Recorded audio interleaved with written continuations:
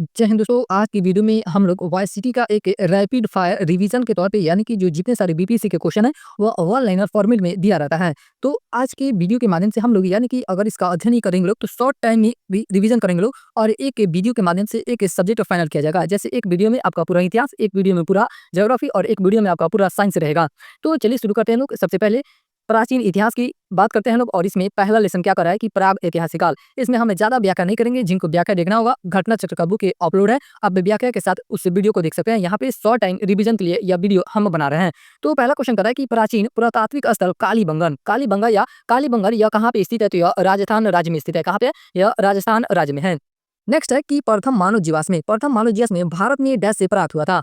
तो प्रथम मानव जीवाश्म में भारत में कहाँ से प्राप्त हुआ था? तो नर्मदा घाटी से प्राप्त हुआ था। कहाँ से? नर्मदा घाटी से प्राप्त हुआ था। नेक्स्ट है कि भारत की प्राचीनतम संस्कृति है तो पूरा पाषाणी के संस्कृति है। यह ऑप्शन के हिसाब से आप ये तय कर सकते हैं कि कौन सी संस्कृति पूरा पाषाणी के संस्कृति, यानी कि ऑप्शन में वही होगा।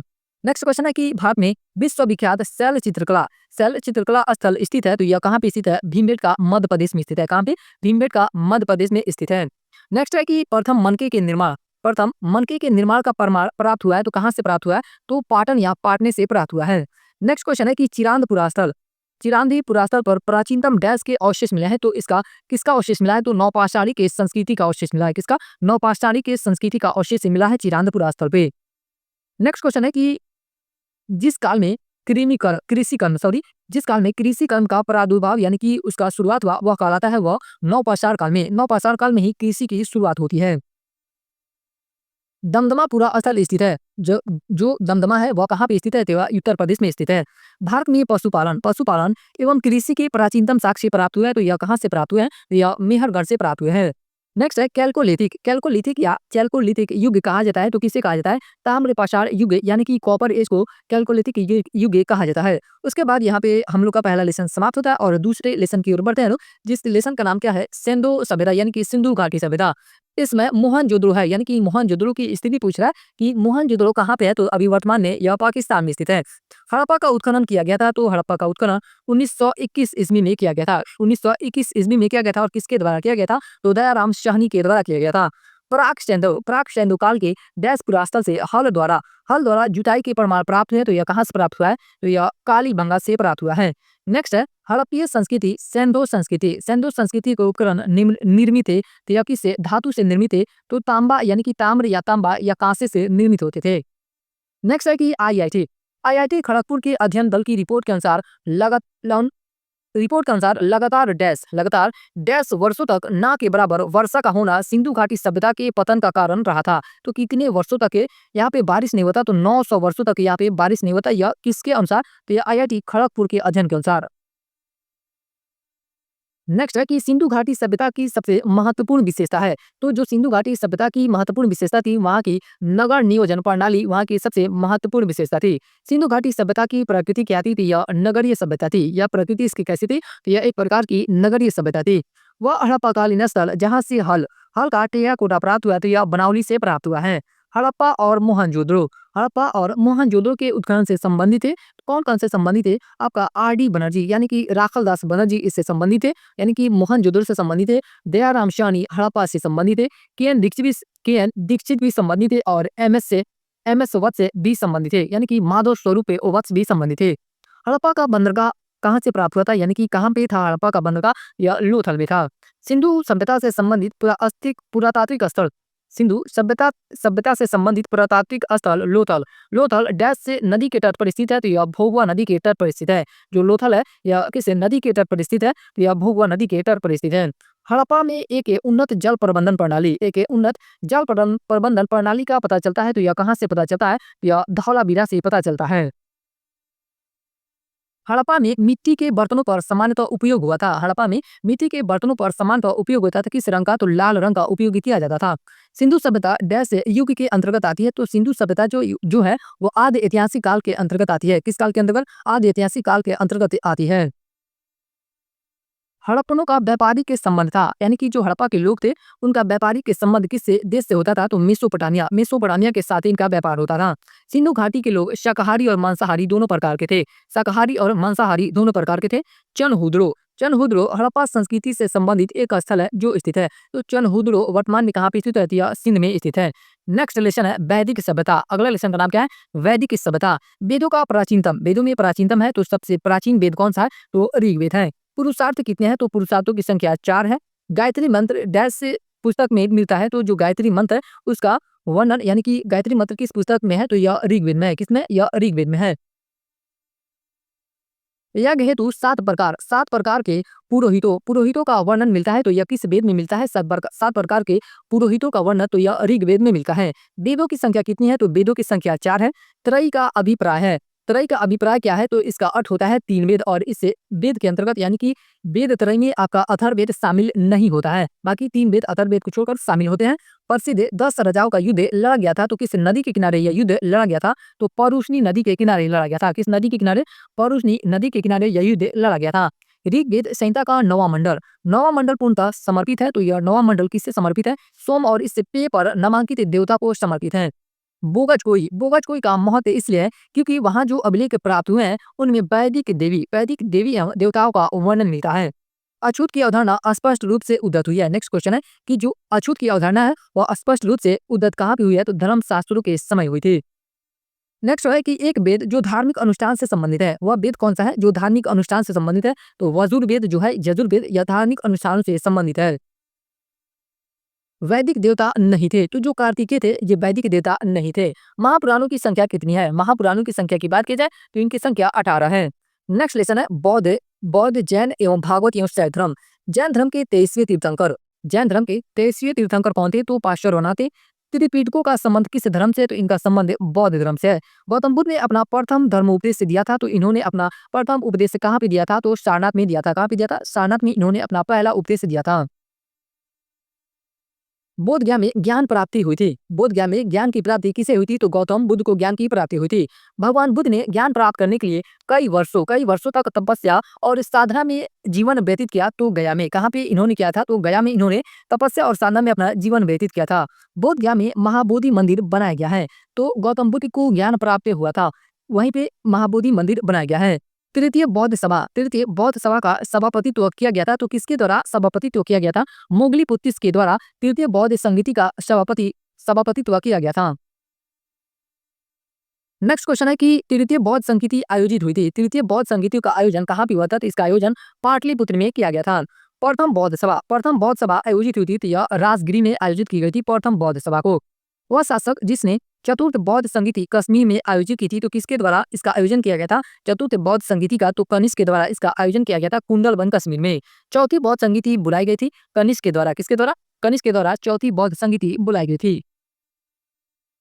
भगवान बुद्ध के महापरिनिर्वाण के बाद पहली बौद्ध संगीति हुई थी, तो कहाँ पे हुई थी? राजगिर में हुई थी। प्रथम बौद्ध परिषद बुलाया गया था, तो किसके द्वारा? अजातशत्रु, यानी कि जब प्रथम बौद्ध संगीति हुई थी तो उस समय किससे शासक के नेतृत्व में या किस शासक के शासनकाल में हुई थी? तो अजातशत्रु के शासनकाल में हुई थी। चतुर्थ बौद्ध संगीति काउंसिल का आयोजन हुआ था, तो कनिष्क के शासनकाल में इसका आयोजन किया गया था। महात्मा बुद्ध ने महापरिनिर्वाण प्राप्त किया, तो कुशीनगर में इनकी मृत्यु हुई थी। भारतीय दर्शन ने परमाणु सिद्धांत का प्रतिपादन किया, तो वैशेषिक के द्वारा परमाणु सिद्धांत का प्रतिपादन किया गया था। त्रिरत्न तीन रत्न जैसे सटीक ज्ञान, सटीक आस्था और सटीक क्रिया संबंधित है, यानी कि सटीक ज्ञान, सटीक आस्था, सटीक क्रिया, यह किससे संबंधित है? तो यह जैन धर्म से संबंधित है। किससे संबंधित है? जैन धर्म से संबंधित है। नेक्स्ट क्वेश्चन है कि पाटलिपुत्र में बुलाई गई प्रथम जैन संगीति के अध्यक्ष कौन थे? तो स्थूलभद्र थे। महात्मा बुद्ध की माता का नाम क्या था? तो इनकी माता का नाम महामाया था। गौतम बुद्ध का जन्म हुआ था कहाँ पे? तो लुम्बिनी में इनका जन्म हुआ था। भरूच एवं अमरावती सुप्रसिद्ध केंद्र थे, तो बौद्ध धर्म के यह सुप्रसिद्ध केंद्र थे। वे शिक्षक जिनसे बुद्ध ने महाविनिष्कर्मण यानी कि गृह त्याग के बाद सबसे पहले ज्ञान प्राप्ति का प्रयास किया, तो अलार कलाम एवं रुद्रक रामपुत्र से इन्होंने ज्ञान की प्राप्ति की। सबसे पहले अलार कलाम से, उसके बाद रुद्रक के रामपुत्र से। बौद्ध संघ की प्रथम महिला अनुयायी सदस्य थी। बौद्ध संघ की प्रथम महिला अनुयायी सदस्य कौन थी? तो प्रजापति गौतमी थी। बुद्ध की ईश्वर की अवधारणा के विषय में सत्य कथन है, ईश्वर का अस्तित्व नहीं है। इन्होंने क्या माना था? कि ईश्वर का अस्तित्व नहीं है। जैन धर्म के प्रवर्तक महावीर जी का मोक्ष ज्ञान स्थान स्थित है, यानी कि उन्हें मोक्ष की प्राप्ति कहाँ पे हुई थी? तो पावापुरी में इन्हें मोक्ष प्राप्त हुआ था। वह स्थान जहाँ महावीर ने पूर्ण आध्यात्मिक ज्ञान यानी कि कैवल्य ज्ञान प्राप्त किया था। तो जिरिम्बी के ग्राम में, कहाँ पे? जिरिम्बी के ग्राम में इन्होंने कैवल्य यानी कि ज्ञान प्राप्त किया था। महावीर का जन्म स्थान कुंड ग्राम में, इनका जन्म कहाँ पे हुआ था? इनका जन्म कुंड ग्राम में हुआ था। त्रिपिटक धार्मिक पुस्तक है तो बौद्ध धर्म की, जो त्रिपिटक है वो किस धर्म से संबंधित पुस्तक है? तो यह बौद्ध धर्म से संबंधित ये पुस्तक है। नेक्स्ट है कि त्रिपिटक लिखी गई है। तो जो त्रिपिटक है वह किस भाषा में लिखी गई है? तो यह पाली भाषा में लिखी गई है। भागवत संप्रदाय के विकास में अत्यधिक योगदान था। तो गुप्तों का अत्यधिक योगदान था। आजीवक संप्रदाय के संस्थापक कौन थे? तो मकली गोसाल, मकली पुत्र या मकली पुत्री गोसाल थे। बराबर की गुफाओं का उपयोग आश्रम गृह के रूप में किया था। तो आजीवकों ने किया था। सबसे पूर्वकालिक जैन ग्रंथ कहलाता है तो वह 14 पूर्वा ग्रंथ है। जैन कल्पसूत्र को लिखा है तो जैन कल्पसूत्र किसके द्वारा लिखा गया? तो यह भद्रबाहु के द्वारा लिखा गया है। प्रथम तीर्थंकर कौन थे? तो ऋषभदेव थे। जैन धर्म के संस्थापक भी यही थे और प्रथम तीर्थंकर भी ऋषभदेव ही थे। वह बात जो बौद्ध धर्म तथा जैन धर्म में समान नहीं है, तो आत्मदमन समान नहीं है। क्या? आत्मदमन समान नहीं है। नेक्स्ट लेसन है 16 महाजनपद। कौशल एवं मगध के मध्य संघर्ष का प्रारंभ हुआ था। तो अजात शत्रु के समय में यह संघर्ष से प्रारंभ हुआ था। मगध शासक बिंबिसार का चिकित्सक था तो ये आजीवक था। कौन था? बिंबिसार का चिकित्सक कौन था? तो आपका जीवक था। और जो जीवक था, जीवक को बिंबिसार ने राजा चंद्रप्रद्योत के इलाज के लिए भेजा था। नेक्स्ट क्वेश्चन है कि पाटलिपुत्र डैश से राजवंश की राजधानी थी। तो जो पाटलिपुत्र थी वह किस वंश की राजधानी थी? तो यह मगध की राजधानी थी। नेक्स्ट क्वेश्चन है कि 6ठी शताब्दी ईसा पूर्व में बिंबिसार डैश पर राज्य करता था। तो बिंबिसार वह मगध पे राज्य करता था। वह शासक जिसने सुंदर नगर पाटलिपुत्र की स्थापना की। तो उदयन के द्वारा पाटलिपुत्र की स्थापना की गई थी। अवंती राज्य की राजधानी थी तो उज्जैन थी। अवंती की राजधानी कहाँ थी? तो उज्जैन थी। अवंती का राजा कौन था? तो चंद्रप्रद्योत था। अवंती का राजा कौन था? चंद्रप्रद्योत था। 6ठी शताब्दी ईसा पूर्व में एक गणतंत्र था। तो यह मल्ल गणतंत्र था। मगध की प्रारंभिक राजधानी क्या थी? तो राजगिरी या गिरिवरज थी। मगध की प्रारंभिक राजधानी कौन सी थी? तो राजगिरी या गिरिवरज थी। नेक्स्ट है कि अजातशत्रु के वंश का नाम है। अजातशत्रु के वंश का नाम क्या था? तो यह हर्यक वंश से संबंधित था। विश्व का पहला गणतंत्र वैशाली में स्थापित किया गया लिच्छवी के द्वारा। वैशाली में स्थापित किया गया किसके द्वारा? तो लिच्छवियों के द्वारा स्थापित किया गया था। ईसा पूर्व 6ठी सदी में विश्व की प्रथम गणतंत्रात्मक व्यवस्था थी। तो जो यह गणतंत्रात्मक व्यवस्था कहाँ पे थी? यह वैशाली में थी। 16 महाजनपदों की सूची उपलब्ध है। यह अंगुत्तर निकाय में है। कहाँ पे? अंगुत्तर निकाय में इनकी सूची उपलब्ध है। प्रथम मगध साम्राज्य का उत्कर्ष डैश शताब्दी में हुआ था। तो ईसा पूर्व 6ठी शताब्दी में मगध साम्राज्य का उत्कर्ष हुआ था। अंग जनपद की राजधानी कहाँ थी? तो अंग जनपद की राजधानी चंपा थी। वत्स का राज्य स्थित था। तो यह इलाहाबाद के आसपास स्थित था। प्राचीन भारत में द्वितीय नगरीकरण से संबंधित क्षेत्र था। तो गांगे के जो मैदान था वह प्राचीन भारत में द्वितीय नगरीकरण से संबंधित क्षेत्र था। नेक्स्ट लेसन है कि मौर्य एवं मौर्योत्तर काल। नेक्स्ट लेसन का नाम क्या है? मौर्य एवं मौर्योत्तर काल। मौर्य साम्राज्य द्वारा महल बनाया गया था। तो कुम्हरार में बनाया गया था। मौर्य साम्राज्य द्वारा महल कहाँ पे बनाया गया था? तो कुम्हरार में बनाया गया था। शक संवत प्रारंभ हुआ था। शक संवत कब प्रारंभ हुआ था? तो यह 78 ईस्वी में प्रारंभ हुआ था। दूसरी शताब्दी के आसपास रचित संस्कृत के शिलालेख के अनुसार सुदर्शन झील एक कृत्रिम जलाशय की मरम्मत की थी। तो रुद्र दामन के द्वारा इसकी मरम्मत की गई थी। मौर्य साम्राज्य का अंतिम शासक कौन था? मौर्य साम्राज्य का अंतिम शासक कौन था? तो बृहद्रथ था। मेगास्थनीज को राजदूत के रूप में डैश के दरबार में भेजा गया था। तो चंद्रगुप्त मौर्य के दरबार में भेजा गया था। मेगास्थनीज किसके दरबार में आया था? तो यह चंद्रगुप्त मौर्य के शासनकाल में आया था। वह पुस्तक जो बिंदुसार को एक अभिष्ट क्षत्रिय वर्णित करती है। तो दिव्यावदान में ही बिंदुसार को एक क्षत्रिय बताया गया है। मौर्य काल में कंटक शोधन न्यायालय डैश से प्रकार का न्याय करता था। तो यह फौजदारी जो मामला होता था कंटक शोधन न्यायालय में देख रेख किया जाता था। समाहर्ता कौन होता था? यह महासंग्रहकर्ता होता था। मौर्य काल में शासकीय भूमि से प्राप्त आय को क्या कहा जाता था? तो यह सीता भूमि कहलाता था। मौर्य काल में शासकीय भूमि से प्राप्त आय को क्या कहा जाता था? तो सीता कहा जाता था।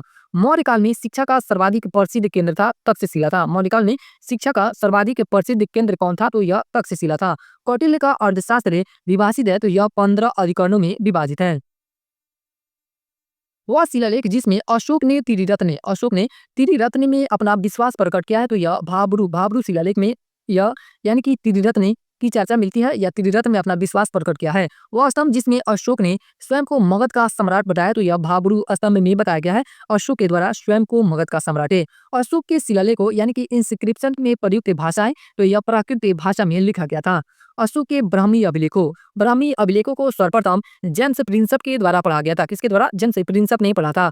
अपने शिलालेखों में अशोक सामान्यतः डैश नाम से जाने जाते हैं, तो यह प्रियदर्शी नाम से जाने जाते हैं। अशोक का वह अभिलेख जिसमें अकाल यानी कि दुर्भिक्ष का उल्लेख मिलता है, तो यह शाहगौरा का अभिलेख है जिसमें अकाल का उल्लेख मिलता है। भारत में पहले साम्राज्य की स्थापना डैश शासक के द्वारा की गई थी, तो चंद्रगुप्त मौर्य के द्वारा की गई थी। बाद में पहले साम्राज्य की स्थापना चंद्रगुप्त मौर्य शासक के द्वारा की गई थी। चंद्रगुप्त मौर्य था, तो यह एक प्रबुद्ध निरंकुश शासक था। प्रसिद्ध ग्रंथ है मुद्रा राक्षस के लेखक थे, तो यह लेखक विशाखदत्त थे। वह अभिलेख जिससे यह साबित होता है कि चंद्रगुप्त का प्रभाव पश्चिमी भारत तक फैला हुआ था। तो वह कौन सा अभिलेख था? तो आपका वह रुद्रदामन का जूनागढ़ अभिलेख था। वह शासक जिसने पाटलिपुत्र को सर्वप्रथम अपनी राजधानी बनाई। तो चंद्रगुप्त मौर्य के द्वारा पाटलिपुत्र को पहली बार अपनी राजधानी बनाया गया था। वह मौर्य राजा जिसने दक्कन की विजय की थी, तो चंद्रगुप्त मौर्य ने ही दक्कन की विजय की थी। जिसके ग्रंथ में चंद्रगुप्त मौर्य का विशिष्ट रूप से वर्णन हुआ है, तो वह कौन है? विशाखदत्त के ग्रंथों में चंद्रगुप्त मौर्य का विशिष्ट रूप से वर्णन किया गया है। कौटिल्य अथवा चाणक्य डैश सम्राट का प्रधानमंत्री था। तो यह चंद्रगुप्त मौर्य के प्रधानमंत्री थे। इन्हीं का नाम क्या है? तो आपका कौटिल्य और चाणक्य, ये दोनों एक ही व्यक्ति यानी कि इन्हीं का एक उपनाम है। अर्थशास्त्र नामक पुस्तक का लेखक कौन है? तो कौटिल्य है। अर्थशास्त्र किसके द्वारा लिखा गया है? तो कौटिल्य के द्वारा लिखा गया है। कौटिल्य के अर्थशास्त्र में डैश के पहलू पर प्रकाश डाला गया है। तो यह जो पुस्तक है राजनीतिक नीतियों पर आधारित है। इसमें किसका वर्णन मिलता है? तो आपका राजनीति से संबंधित यह पुस्तक है। नाम भले अर्थशास्त्र है, लेकिन संबंध किससे? तो राजनीति से संबंध है। नंद वंश के पश्चात मगध पर शासन किया था, तो मौर्य राजवंश ने शासन किया था। सेंड्रकोट से चंद्रगुप्त मौर्य की पहचान की। तो सेंड्रकोट से चंद्रगुप्त मौर्य की पहचान किसके द्वारा की गई थी? तो विलियम जोन्स के द्वारा की गई थी। किसके द्वारा? विलियम जोन्स के द्वारा की गई थी। कौटिल्य की पुस्तक अर्थशास्त्र आधारित है। कौटिल्य की पुस्तक जो है वह अर्थशास्त्र किस पे आधारित है? तो शासन कला के सिद्धांत और अभ्यास विषय पर। चंद्रगुप्त मौर्य ने सेल्यूकस को बख्शिश के रूप में दिया था, तो 500 युद्धक हाथी भेंट किया था। मेगा दूत था, यह सेल्यूकस निकेटर का दूत था। किसका था? यह सेल्यूकस का दूत था, मेगा अस्तुनिज। वह स्रोत जिसमें पाटलिपुत्र के प्रशासन का वर्णन उपलब्ध है, तो वह इंडिका है। मौर्य साम्राज्य का 7 वर्गों में विभाजन का विशेष रूप से उल्लेख किया गया है, तो मेगा अस्तुनिज की पुस्तक इंडिका में किया गया है। मौर्य समाज का 7 वर्गों में विभाजन किस पुस्तक में उल्लेखित है? तो यह मौर्य मेगा अस्तुनिज की पुस्तक इंडिका में इसका उल्लेख किया गया है। इंडिका का लेखक कौन था? तो इंडिका किसके द्वारा लिखा गया पुस्तक है? तो यह मेगा एथेंस के द्वारा लिखा गया है। सम्राट अशोक चंद्रगुप्त मौर्य का पौत्र था। जो सम्राट अशोक था यह चंद्रगुप्त मौर्य का क्या था? तो यह पोता था। मौर्य शासक अशोक की रानी थी, तो इसकी सबसे यानी कि प्रभावशाली रानी थी कारुआके। बौद्ध एक वैश्विक धर्म बना, तो अशोक के प्रयासों से बौद्ध एक वैश्विक धर्म बना, क्योंकि अशोक के काल में बहुत सारी जगहों पे बौद्ध धर्म का प्रचार प्रसार किया गया था। वह क्षेत्र जो अशोक के साम्राज्य में सम्मिलित नहीं था, तो यह श्रीलंका सम्मिलित नहीं था। अशोक के शासनकाल में बौद्ध सभा डैश नगर में आयोजित की गई थी, तो पाटलिपुत्र में अशोक के शासनकाल में बौद्ध सभा आयोजित की गई थी। अशोक ने डैश राज्य पर आक्रमण किया था, तो इसने कलिंग पे आक्रमण किया था। अंतिम मौर्य सम्राट कौन था? तो बृहद्रथ था। अंतिम मौर्य सम्राट कौन था? बृहद्रथ था। नेक्स्ट है कि अर्थशास्त्र के अनुसार सीता भूमि का अभिप्राय है। तो सीता भूमि का अभिप्राय क्या है? इसकी अभिप्राय की बात किया जाए तो जनजातियों द्वारा जोती जाने वाली भूमि वह सीता भूमि कहलाती थी। मौर्य वंश के पश्चात डैश वंश का राज्य स्थापित हुआ था, तो शुंग वंश का राज्य स्थापित हुआ था। गौतमीपुत्र सातकर्णी का संबंध था, तो यह सातवाहन राजवंश से इसका संबंध था, गौतमीपुत्र सातकर्णी से। शुंग वंश के बाद डैश से वंश ने भारत पर राज किया, तो कौरव वंश ने शासन किया था। राजा खारवेल का नाम जुड़ा है, तो किससे जुड़ा है? तो हाथी गुफा लेख के साथ राजा खारवेल का नाम जुड़ा है। कलिंग नरेश खारवेल की हाथी गुफा प्रशस्ति अंकित है, तो यह प्राकृत भाषा में अंकित है। शक संवत प्रारंभ हुआ था, तो यह 78 ईस्वी में इसका प्रारंभ किया गया था। शक संवत की स्थापना का श्रेय दिया जाता है, तो कुषाणु को दिया जाता है। शक संवत की स्थापना का श्रेय किसे दिया जाता है? तो कुषाणु को दिया जाता है। वह राजा जिसके युग में गौतम बुद्ध को एक देवता का स्थान प्राप्त हुआ था, तो वह कनिष्क था। कनिष्क के शासनकाल में ही गौतम बुद्ध एक देवता का स्थान प्राप्त किए थे। नेक्स्ट है कि सर्वप्रथम व्यापक पैमाने पर स्वर्ण मुद्रा का प्रचलन किया था, तो बीमकर्ड फिशस के द्वारा स्वर्ण मुद्रा का प्रचलन किया गया था। कला की गंधार शैली फली फूली थी, या कुषाणों के समय में यानी कि कुषाण शासकों के शासनकाल में जो गांधार शैली है वह फली फूली थी। कनिष्क के शासनकाल में बौद्ध सभा डैश नगर में आयोजित की गई थी। तो कनिष्क के शासनकाल में जो बौद्ध सभा आयोजित की गई थी वह कश्मीर में आयोजित की गई थी। और यह बौद्ध सभा कौन सी थी? तो यह चौथी बौद्ध सभा थी। सांची का विशाल स्तूप निर्धारित करता है, तो मौर्यों के समय को निर्धारित करता है। वह पुरातात्विक स्थल जो मौर्य राजप्रसाद के संबंध है, यह कुम्हरार में है। मौर्य साम्राज्य से संबंधित एक तांबे की प्लेट है, या किस धातु कहते हैं, या ताम्रपत्र की है। बराबर की गुफाओं को अशोक ने डैश संप्रदाय को दान में दिया था, तो आजीविकों को दान में दिया था। पाटलिपुत्र में स्थित चंद्रगुप्त महल मुख्यतः बना है। जो चंद्रगुप्त का महल है यह मुख्यतः लकड़ी का बना है, और यह कहाँ पे बना है? तो आपका कुम्हरार में ही बना है। नेक्स्ट है कि भूमि अनुदान डैश को दिए गए जो शाही दरबार से जुड़े हुए थे। जो शाही दरबार से जुड़े हुए थे तो वो कौन थे? तो आपका ब्राह्मण थे। भारत में सोने के सिक्के जारी किए गए थे, तो किसके द्वारा? भारतीय यूनानी शासकों के द्वारा जारी किए गए थे। उस स्रोत का नाम बताएं जो प्राचीन भारत के व्यापारिक मार्गों पर मौन है, तो मिलिंद पन्ह। शक वंश की कार्दमक शाखा का संस्थापक कौन था? तो यह चष्टन था। शक वंश की कार्दमक के शाखा का संस्थापक कौन था? तो आपका चष्टन था। नेक्स्ट लेसन है संगम काल। अगला लेसन का क्या है नाम है? संगम काल। संगम युग में उदयपुर विख्यात था। जो उदयपुर था वह किस लिए विख्यात था? तो कपास के व्यापार का महत्वपूर्ण केंद्र के लिए यह विख्यात था। संगम काल में तमिल में महाभारत लिखी गई है, तो यह किसके द्वारा लिखी गई है? तो विली पुतुर ने लिखी है। किसके द्वारा? विली पुतुर के द्वारा संगम काल में तमिल में महाभारत लिखी गई है। अगला लेसन है गुप्त काल एवं गुप्तोत्तर काल। गुप्त काल एवं गुप्तोत्तर काल अगला लेसन है। एरन अभिलेख का संबंध शासक है। एरन अभिलेख का संबंध किससे शासक है? कि इसका संबंध भानुगुप्त से है। हरिसेन गुप्त शासक का दरबारी कवि था। जो हरिसेन था वह किससे? गुप्त शासक का दरबारी कवि था, तो वह समुद्रगुप्त के दरबारी कवि थे। वह प्रसिद्ध शासक जिसने अपनी माता के नाम पर विजयनगर के पास नांगलपुर की एक उपनगरीय बस्ती की स्थापना की थी। नांगलपुर की स्थापना किसके द्वारा की गई थी? तो कृष्णदेव राय के द्वारा की गई थी, यानी कि KDR इन्हीं शॉर्ट नाम से जाना जाता है। पंचतंत्र लिखा गया है, तो किसके द्वारा लिखा गया है? तो विष्णु शर्मा के द्वारा पंचतंत्र लिखा गया है। झांसी के पास देवगढ़ का मंदिर और इलाहाबाद के पास गढ़वा मंदिर में बनी मूर्तियां डैश की महत्वपूर्ण अवशेष है, तो यह गुप्त कला की महत्वपूर्ण अवशेष है। वह गुप्त शासक जिसने सर्वप्रथम महाराजा धीराज की उपाधि धारण की, तो चंद्रगुप्त प्रथम के द्वारा महाराजा धीराज की उपाधि धारण की गई थी। नालंदा ताम्र लेख में डैश से गुप्त शासक को परम भागवत कहा गया है, तो समुद्रगुप्त को परम भागवत की उपाधि से सम्मानित किया गया था, या उपाधि दी गई थी। प्राचीन भारत का नेपोलियन कहा जाता है। प्राचीन भारत का नेपोलियन किसे कहा जाता है? तो समुद्रगुप्त को कहा जाता है। इलाहाबाद स्तंभ अभिलेख की 21वीं पंक्ति में आर्यवर्त के डैश से शासकों का जिक्र किया गया है, तो 9 शासकों का जिक्र किया गया है। प्रसिद्ध इलाहाबाद प्रशस्ति लेख था, तो यह हरिसेन का था। जो इलाहाबाद प्रशस्ति लेखा यह किसका था? तो हरिसेन का था। समुद्रगुप्त के विजय का उल्लेख मिलता है, तो इलाहाबाद अभिलेख से मिलता है। प्राचीन भारत में सबसे अधिक समय तक शासन किया था। गुप्त वंशों ने सबसे अधिक शासन किया था प्राचीन भारत में। नेक्स्ट क्वेश्चन है कि नगरों का क्रमिक पतन डैश काल की एक महत्वपूर्ण विशेषता थी, तो यह गुप्त काल की थी। वह शासक के वंश है जिसने मंदिरों एवं ब्राह्मणों का सबसे अधिक ग्राम में अनुदान में दिया था, तो गुप्त वंशों के द्वारा दिया गया था। गुप्त युग में भूमि राजस्व दर कितनी थी? उपज का छठा भाग यानी कि 1/6 यह दर थी। गुप्त गुप्त और उत्तरोत्तर गुप्त काल में अर्थव्यवस्था की पतन दिखता है, यह तर्क दिया गया है, तो RS शर्मा के द्वारा यह तर्क दिया गया है। गुप्त स्वर्ण मुद्राएं उनके अभिलेखों में डैश डैश नाम से अंकित है, तो यह दिनार से अंकित किया जाता था इन्हें, यानी कि दिनार के नाम से जाना जाता था। गुप्त काल का मंदिर कौन सा है? तो देवगढ़ का दशावतार मंदिर है। वह बंदरगाह जो गुप्त काल में उत्तर भारतीय व्यापार के लिए उपयोग किया जाता था, यह ताम्रलिपि था। कौन था? ताम्रलिप्ति बंदरगाह था। नेक्स्ट क्वेश्चन है कि पहली बार यह व्याख्या की थी कि पृथ्वी के अपनी धुरी पर घूमने के कारण प्रतिदिन सूर्योदय एवं सूर्यास्त होता है, तो यह किसके द्वारा व्याख्या की गई थी? यह व्याख्या आर्यभट्ट के द्वारा की गई थी। वह भूमि जिसको अपरहत एक कहा जाता था, तो इसे बिना जोती हुई जंगली भूमि को अपरहत एक कहा जाता था। प्रसिद्ध चीनी यात्री फाहियान ने भारत की यात्रा की थी। चंद्रगुप्त द्वितीय के शासनकाल में फाहियान ने भारत की यात्रा की थी। चंद्रगुप्त द्वितीय डैश से साम्राज्य के शासक थे, तो यह गुप्त साम्राज्य के शासक थे। मेहरौली लौह स्तंभ का चंद्र संबंधित है। जो यह चंद्र है किस राजा से संबंधित है? तो इसका संबंध चंद्रगुप्त द्वितीय से है। गुप्त शासकों में से विक्रमादित्य उपाधि धारण की थी, तो चंद्रगुप्त द्वितीय के द्वारा विक्रमादित्य की उपाधि धारण की गई थी। उसके बाद नेक्स्ट क्वेश्चन है कि वह गुप्त शासक जिसने शकों को पराजित किया और इस कारण सकारी कला यानी कि सकारी की उपाधि धारण किया। किस कारण? तो वह शकों को पराजित किया था, इसलिए उसे सकारी कहा गया। तो वह कौन शासक था? तो चंद्रगुप्त द्वितीय था।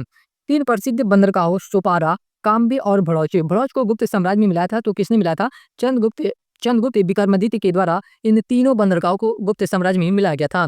वह गुप्त शासक जिसने अपने बड़े भाई की हत्या कर सत्ता प्राप्त की थी, तो चंद्रगुप्त द्वितीय ने अपने बड़े भाई रामगुप्त की हत्या की थी। गुप्त सम्राट जिसने हुन्नो को पराजित किए थे, तो स्कंदगुप्त के द्वारा हुन्नो को पराजित किया गया था। मुद्रा राक्षस नामक पुस्तक लेखक कौन था? तो यह पुस्तक लेखक कौन थे? तो विशाख दत्त के द्वारा इस पुस्तक की रचना की गई है। देवी चंद्रगुप्तम के नाटक के रचनाकार कौन है? तो विशाख दत्त। जो देवी चंद्रगुप्तम नाटक है, इसके रचनाकार कौन है? विशाख दत्त हैं।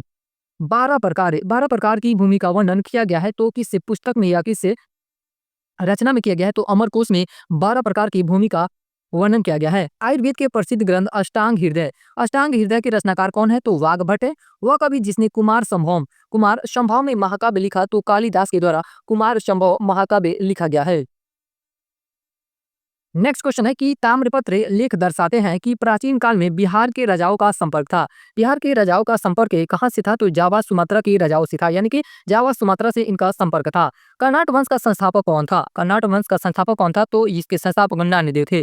कर्नाट वंश का अंतिम शासक कौन था? तो हरि सिंह था। नालंदा विश्वविद्यालय के स्थापना का युग, यानी कि जो नालंदा विश्वविद्यालय है, उसकी स्थापना किस साम्राज्य में हुई थी या किसके शासनकाल में की गई थी? तो गुप्तों के शासनकाल में की गई थी। और किसके द्वारा की गई थी? तो कुमार गुप्त के द्वारा इसकी स्थापना की गई थी। नालंदा विश्वविद्यालय के संस्थापक कौन थे? तो कुमार गुप्त थे। नालंदा विश्वविद्यालय के विनाश का कारण क्या था? तो मुस्लिम आक्रमण। और किसने किया था? तो बख्तियार खिलजी के द्वारा इस विश्वविद्यालय पे आक्रमण किया गया था। नालंदा विश्वविद्यालय विश्व प्रसिद्ध था, तो यह किस लिए प्रसिद्ध था? बौद्ध दर्शन के लिए यह प्रसिद्ध था। नेक्स्ट क्वेश्चन है कि चीनी यात्री वेनसांग डैश से विश्वविद्यालय में अध्ययन किया था? तो यह नालंदा विश्वविद्यालय में अध्ययन किया था। थानेश्वर राजधानी थी, तो जो थानेश्वर राजधानी थी वह वर्धन वंश की राजधानी थी थानेश्वर। हर्षचरित नामक पुस्तक लिखी गई है, तो किसके द्वारा? बाणभट्ट के द्वारा यह पुस्तक लिखी गई है। हर्षवर्धन के शासनकाल में डैश चीनी यात्री भारत की यात्रा किया था? तो वेनसांग हर्षवर्धन के शासनकाल में यह यात्रा किया था भारत का। वर्धन राजवंश की स्थापना किसके द्वारा की गई थी? तो पुष्यभूति के द्वारा की गई थी। चीनी यात्री युआन चुआंग यानी कि वेनसांग भारत पहुंचा था, तो 629 ईस्वी में पहुंचा था। कब पहुंचा था? 629 ईस्वी में पहुंचा था। और किसके शासनकाल में पहुंचा था? तो यह आपका हर्षवर्धन के शासनकाल में पहुंचा था। उसके बाद नेक्स्ट क्वेश्चन है कि यहाँ पे मिलान करना है, तो चंद्रगुप्त प्रथम का संबंध किससे हो जाएगा? तो इनका संबंध कुमार देवी से हो जाएगा। समुद्रगुप्त का संबंध किससे हो जाएगा? तो प्रयाग शिलालेख का संबंध समुद्रगुप्त हो जाएगा। चंद्रगुप्त द्वितीय का संबंध विक्रमादित्य, यानी कि इन्होंने विक्रमादित्य की उपाधि धारण किए थे। कुमारगुप्त प्रथम इन्होंने महेंद्र द्वितीय की उपाधि धारण किए थे। कौन की पुस्तक का नाम क्या है? तो इनकी पुस्तक का नाम क्या है? राजतरंगिणी है। पूर्व गुप्त काल में शीशे के सिक्के की एक बड़ी संख्या जारी की गई थी। तो सातवाहन शासकों के द्वारा शीशे का सिक्का चलाया गया था। किरातुर जूनियर पुस्तक किसके द्वारा लिखा गया है? तो यह पुस्तक भारवी के द्वारा लिखा गया है। विक्रमशिला विश्वविद्यालय स्थापित किया गया था। जो विक्रमशिला विश्वविद्यालय था, यह किसके द्वारा स्थापित किया गया था? तो धर्मपाल के द्वारा इस विश्वविद्यालय की स्थापना की गई थी। तंजौर स्थित राजेश्वर मंदिर का निर्माण किसके द्वारा कराया गया है? तो राजराज प्रथम के द्वारा तंजौर में स्थित जो राजेश्वर मंदिर है, उसका निर्माण कराया गया है। राज प्रथम की अगर शासनकाल की बात किया जाए, तो यह 985 ईस्वी से लेकर 1014 ईस्वी तक यह शासन किया था। खजुराहो के विश्व प्रसिद्ध मंदिरों का निर्माण करवाया गया था, तो चंदेलों के द्वारा करवाया गया था। गुर्जर प्रतिहार वंश का प्रसिद्ध शासक कौन था? तो वत्सराज था। संध्याकर नंदी के प्रसिद्ध ग्रंथ रामचरित की विषय वस्तु का संबंध क्या है? तो पालवंशी रामपाल से। नेक्स्ट क्वेश्चन है कि उदंतपुर शिक्षा केंद्र अवस्थित है, तो यह बिहार राज्य में अवस्थित है। विक्रमशिला शिक्षा केंद्र के संस्थापक का नाम क्या है? यानी कि विक्रमशिला जो विश्वविद्यालय है, उसके संस्थापक कौन है? तो धर्मपाल हैं। चोल वंश का संस्थापक कौन था? तो विजयालय के द्वारा चोल वंश की स्थापना की गई थी। दक्षिण भारत के मंदिरों के आकर्षक द्वार कहलाते हैं, तो ये गोपुरम कहलाते हैं। क्या कहलाते हैं? गोपुरम कहलाते हैं। 12वीं सदी में राष्ट्रकूट वंश के 5 शिलालेख मिले हैं, तो यह कर्नाटक राज्य में मिले हैं। कहाँ से मिले हैं? कर्नाटक राज्य में। दक्षिण भारत के साहूकारों का नाम क्या था? तो चेट्टी था। परमार वंश को स्थापित किया गया था। उपेंद्र के द्वारा इसकी स्थापना की गई थी। मलाया सुमात्रा या जावा की विजय का श्रेय राजेंद्र चोल प्रथम को दिया जाता है। किन्हें दिया जाता है? राजेंद्र चोल प्रथम को दिया जाता है। सिंधु पर सफल आक्रमण करने वाला प्रथम अरब आवासी कौन था? तो मोहम्मद बिन कासिम था। कौन था? मोहम्मद बिन कासिम था। नेक्स्ट क्वेश्चन है कि पृथ्वीराज रासो के लेखक कौन है? तो चंद बरदाई है। कौन है? चंद बरदाई है। स्वर्ण भूमि का वह राजा जिसने नालंदा में एक बौद्ध विहार की स्थापना की तथा उसके रखरखाव हेतु अपने दूत द्वारा देवपाल से 5 गांव दान में देने के लिए प्रार्थना किया था। तो बालपुत्र देव ने, किसने किया था? बालपुत्र देव ने। कलाम की पुस्तक का नाम क्या है? तो इनकी पुस्तक का नाम राजतरंगिणी है। मोहम्मद गजनवी ने अपना अंतिम सैन्य अभियान भारत पर कब किया था? तो 1027 ईस्वी में किया था। एहोल में दुर्गा मंदिर का निर्माण हुआ था। तो चालुक्य काल में, किसके काल में? चालुक्य के काल में। उसके बाद ये 10वां लेसन है विविध है, यानी कि इस तरह हम लोग का एंशिएंट टेस्ट समाप्त होने वाला है। प्रथम तराइन युद्ध में पृथ्वीराज चौहान ने पराजित किया था। तो मोहम्मद गौरी को पराजित किया था। किसे पराजित किया था? मोहम्मद गौरी को। अजंता की गुफाएं हैं तो यह महाराष्ट्र राज्य में अवस्थित है। बद्रीनाथ धाम डैश राज्य में स्थित है? तो यह उत्तराखंड में है। जो बद्रीनाथ धाम है यह किस राज्य में है? तो यह उत्तराखंड में है। बोरोबुदुर विश्व में सबसे अद्भुत स्तूप है और इसकी मूर्ति और मूर्तिकला शानदार उदाहरण है। तो भारत जावा कला का उदाहरण है। राग विबोध ग्रंथ के लेखक का नाम क्या है? तो सोमनाथ के द्वारा राग विबोध ग्रंथ लिखा गया है। नेक्स्ट क्वेश्चन है कि प्राकृत प्रकाश ग्रंथ लिखा गया तो वर रुचि के द्वारा लिखा गया है। पूर्व मध्यकालीन भारतीय साम्राज्य व्यापक स्तर पर स्थानीय स्वशासन के लिए प्रसिद्ध था। तो यह चोल काल में था। अभिज्ञान शाकुंतलम का लेखक है तो यह पुस्तक कालिदास के द्वारा लिखा गया है। अभिज्ञान शाकुंतलम यह एक नाटक है। प्रतिनूतन काल समाप्ति की तिथि है तो लगभग आपका 10,000 वर्ष से पूर्व इसकी समाप्ति की तिथि है।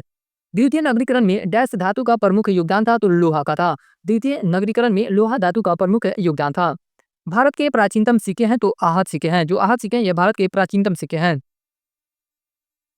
प्राचीन भारत की वह लिपि जो दाहिने से बाईं ओर लिखी जाती थी तो यह खरोष्टी लिपि थी। खरोष्टी जो लिपि है वह दाहिने से बाईं की ओर लिखी जाती थी।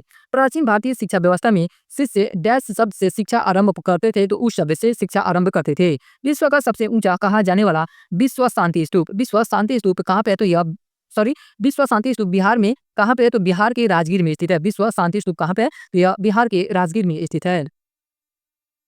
नेक्स्ट क्वेश्चन है कि नौ नालंदा महाविहार विख्यात है तो पाली अनुसंधान संस्थान के लिए यह विख्यात है। किस लिए? पाली अनुसंधान संस्थान के लिए यह विख्यात है।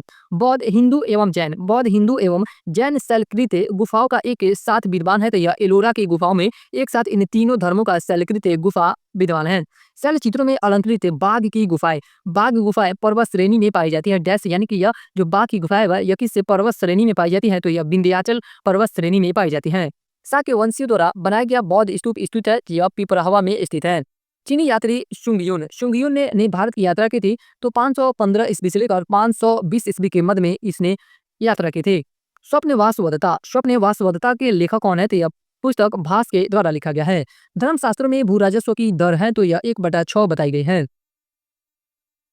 800 से 600 ईसा पूर्व का काल डैश युग से जुड़ा है तो यह ब्राह्मण युग से जुड़ा है। पाणिनिक रीति अष्टाध्यायी संबंधित है तो यह व्याकरण से संबंधित है। यह जो अष्टाध्यायी पुस्तक है या रचना है यह किसके द्वारा लिखित या लिखा गया है? तो यह पाणिनि के द्वारा लिखा गया है। और यह किससे संबंधित है? तो इसका संबंध व्याकरण से है। मृक्ष कटिकम का लेखक कौन है? तो शूद्रक है। अजंता की चित्रकला से डैश चित्रों का वर्णन मिलता है तो जातक की चित्रों का वर्णन मिलता है कहाँ से? तो अजंता की चित्रकला से। सूर्य सिद्धांत के लेखक कौन थे? तो आर्यभट्ट के द्वारा इस पुस्तक को लिखा गया है। अप्रतिरथ डैश हिंदू देवता का और एक नाम है तो विष्णु का नाम है। किनका नाम है? अप्रतिरथ है तो विष्णु भगवान का नाम है। राजनीति रत्नाकर के लेखक कौन है? तो चंदेश्वर है। उद्वंत प्रकाश के लेखक कौन है? तो मौलवी कवि है। कौन है? मौलवी कवि है। हुन राजा तोरमार डैश से औलिकार राजा द्वारा पराजित किया गया था तो प्रकाश धर्मन के द्वारा पराजित किया गया था। तंजावुर में बृहदीश्वर मंदिर का निर्माण करवाया गया था तो राजचोल प्रथम के द्वारा तंजावुर में बृहदेश्वर मंदिर का निर्माण कराया गया था। वह अभिलेख जिसमें विधवा दहन का उदाहरण उल्लेखित है तो यह भानुगुप्त का एरण स्तंभ अभिलेख में विधवा दहन यानी कि सती प्रथा का उदाहरण इस सबसे पहला साक्ष्य इसी में मिलता है। महावंश के अनुसार बिंबिसार सिंहासन पर बैठा था तो यह 15 वर्ष की आयु में बैठा था। और किस वंश के अनुसार? तो महावंश के अनुसार। बराबर पर्वत श्रृंखला स्थिर गोरखगिरी विजित की गई है तो खारवेल के द्वारा विजित की गई है। मोरक्को के यात्री इब्न बतूता का यात्रा वृत्तांत डैश के रूप में जाना जाता है तो इसकी पुस्तक का नाम क्या है? तो रेला है। इस प्रकार हम लोग का एंशिएंट एंशिएंट हिस्ट्री समाप्त होता है। एंशिएंट हिस्ट्री समाप्त होता है। अब हम लोग मध्यकालीन इतिहास की तरफ बढ़ते हैं लोग, या उसका रिवीजन करते हैं लोग। यहाँ पे गलत दे दिया गया है, मेडाइवल हिस्ट्री होना चाहिए, जिसमें सबसे पहला लेसन क्या है, दिल्ली सल्तनत। दिल्ली सल्तनत का वह सुल्तान जिसको लाख बख्श कहा जाता था, तो कुतुबुद्दीन ऐबक को कहा जाता था। किसे कहा जाता था? कुतुबुद्दीन ऐबक को लाख बख्श की उपाधि दिया गया था, क्योंकि यह बहुत ज्यादा लाखों में दान देता था। गुलाम वंश का प्रथम शासक कौन था? तो यह कुतुबुद्दीन ऐबक था। कुतुबुद्दीन ऐबक की राजधानी कहाँ थी? तो इसकी राजधानी लाहौर थी। भारत में मोहम्मद गौरी ने प्रथम अक्ता प्रदान किया था, तो किसे प्रदान किया था? कुतुबुद्दीन ऐबक को अपना प्रथम अक्ता प्रदान किया था। दिल्ली सल्तनत के शासक जिसने कुतुब मीनार के पास हौज शमसी का निर्माण कराया था, तो यह इल्तुतमिश के द्वारा हौज शमसी का निर्माण कराया गया है। इल्तुतमिश शासक था, तो यह गुलाम वंश का शासक था, और इल्तुतमिश को गुलाम कहा जाता है, क्योंकि मोहम्मद गौरी का गुलाम कौन था? तो आपका कुतुबुद्दीन ऐबक था, और कुतुबुद्दीन ऐबक का गुलाम कौन था? तो इल्तुतमिश था। इल्तुतमिश ने अपना बिहार में प्रथम सूबेदार नियुक्त किया था, तो किसे नियुक्त किया था? मलिक जानी को नियुक्त किया था। इक्तादारी प्रथा प्रारंभ की गई थी, तो इल्तुतमिश के द्वारा इसे प्रथा का प्रारंभ किया गया था। दिल्ली में पहला मदरसा स्थापित किया गया, तो इल्तुतमिश के द्वारा। इल्तुतमिश ने ही दिल्ली में पहला मदरसा स्थापित किया। मुस्लिम शासक जिसका साम्राज्य दारुल इस्लाम का एक भाग माना जाता था, तो इल्तुतमिश का। कुतुब मीनार पूरा किया गया था, तो इल्तुतमिश के द्वारा। जो कुतुब मीनार है, यह किसके द्वारा संपूर्ण कराया गया था? तो इल्तुतमिश के द्वारा। बिग्रह राज्य चतुर्थ द्वारा निर्मित विद्यालय के स्थान पर निर्मित मस्जिद है, तो 2.5 दिन का झोपड़ा मस्जिद। जो 2.5 दिन का झोपड़ा मस्जिद है, वह जो बिग्रह राज्य चतुर्थ थे, इनके द्वारा एक संस्कृत विद्यालय स्थापित किया गया था, और उसी के स्थान पे 2.5 दिन झोपड़ा का मस्जिद निर्माण किया गया है। 2.5 दिन का झोपड़ा क्या है? तो यह एक मस्जिद है। क्या है? यह एक मस्जिद है। सल्तनत काल के सिक्के टांका ससगनी एवं जीतल धातु के बने होते थे। तो जो टांका होता था, यह चांदी का बना होता था, और जो जीतल होता था, यह तांबा का बना होता था। यानी कि जो टांका एवं ससगनी थे, ये चांदी के बने होते थे, और जो जीतल होते थे, वह तांबे के बने होते थे। अपने सद्गुणों के बावजूद रजिया सफल नहीं हुई, क्योंकि उच्च वर्ग को स्त्री शासन नापसंद था। अमीर ए शिकार की पदवी पर बलबन को नियुक्त किया गया था, तो रजिया सुल्तान ने ही नियुक्त किया था बलबन को अमीर ए शिकार के पद पर। रजिया सुल्तान पुत्री थी, तो यह इल्तुतमिश की पुत्री थी। वह प्रथम मुस्लिम शासक जिसने शासन के सिद्धांत यानी कि थ्योरी ऑफ किंगशिप को रजाओं के ईश्वरीय अधिकार थ्योरी ऑफ डिवाइन राइट के समान प्रतिपादित किया था, तो बलबन ने किया था। वह दिल्ली सुल्तान जिसने रक्त एवं लौ की नीति अपनाई थी, तो बलबन के द्वारा रक्त एवं लौ की नीति अपनाई गई थी। राजत्व राजत्व के राजत्व के उसके सिद्धांत प्रतिष्ठा, शक्ति और न्याय के सिद्धांतों पर आधारित थे। बलबन के बारे में ये शब्द कहे थे, तो किसके द्वारा कहा गया था? तो जियाउद्दीन बर्नी के द्वारा यह शब्द कहा गया था। दिल्ली के डैश सुल्तान ने सिजदा की परंपरा को प्रारंभ किया, तो बलबन के द्वारा इसका प्रारंभ किया गया था। चालीसा ग्रुप ऑफ 40 की शक्तियों को तोड़ा, तो बलबन ने इसे समाप्त कर दिया, यानी कि चालीसा ग्रुप को या चहलगामी ग्रुप को समाप्त कर दिया। तुगरिल खान ने डैश के शासनकाल में के दौरान विद्रोह किया था, तो बलबन के शासनकाल में ही तुगरिल खान ने विद्रोह किया था। उसके बाद ही नेक्स्ट लेसन है खिलजी वंश। नेक्स्ट लेसन का नाम क्या है? खिलजी वंश। बाजार नियंत्रण के लिए प्रसिद्ध सुल्तान है, तो अलाउद्दीन खिलजी। बाजार नियंत्रण के लिए प्रसिद्ध शासक कौन है? तो अलाउद्दीन खिलजी। खिलजी वंश का प्रथम शासक कौन था? तो जलालुद्दीन खिलजी था। कौन था? जलालुद्दीन खिलजी। दाग और हुलिया की प्रथा प्रारंभ की गई थी, तो अलाउद्दीन खिलजी के द्वारा इससे प्रथा की शुरुआत की गई थी। और सुल्तान जिसने अलाई दरवाजा का निर्माण कराया था, तो अलाउद्दीन खिलजी के द्वारा अलाई दरवाजा का निर्माण करवाया गया। सल्तनत काल में सार्वजनिक वितरण प्रणाली प्रारंभ की गई थी, तो अलाउद्दीन खिलजी के द्वारा सार्वजनिक वितरण प्रणाली प्रारंभ की गई थी। स्थापत्य कला में गुंबद को आधार प्रदान करने के लिए सबसे पहले भित्ति मेहराब प्रणाली का प्रयोग किया गया था, तो अलाई दरवाजा में इसका प्रयोग किया गया था। वह सुल्तान ने जिसने जमीन में फसल की नपाई का आधा राजस्व के रूप में दावा किया, तो वह अलाउद्दीन खिलजी ने ही दावा किया था। पद्मिनी घटना जुड़ी है, तो अलाउद्दीन खिलजी से इसकी घटना जुड़ी है। अलाउद्दीन खिलजी के आक्रमण के समय चित्तौड़ का शासक कौन था? तो उस समय चित्तौड़ का शासक राणा रतन सिंह थे। कौन थे? राणा रतन सिंह थे। बारह मासा की रचना की थी, तो मलिक मोहम्मद जायसी के द्वारा इसकी रचना की गई थी। रानी पद्मिनी या पद्मावत का नाम अलाउद्दीन के चित्तौड़ विजय से जोड़ा जाता है। उनके पति का नाम क्या था? तो राणा रतन सिंह था। रानी पद्मावती का पति का नाम क्या था? तो राणा रतन सिंह था। अलाउद्दीन खिलजी के प्रसिद्ध सेनापतियों में जिसकी मंगोलों के विरुद्ध लड़ते हुई मृत्यु हुई थी, तो जफर खान की मृत्यु किसके विरुद्ध लड़ते हुई थी? तो मंगोलों के विरुद्ध लड़ते हुई उनकी मृत्यु हो गई थी।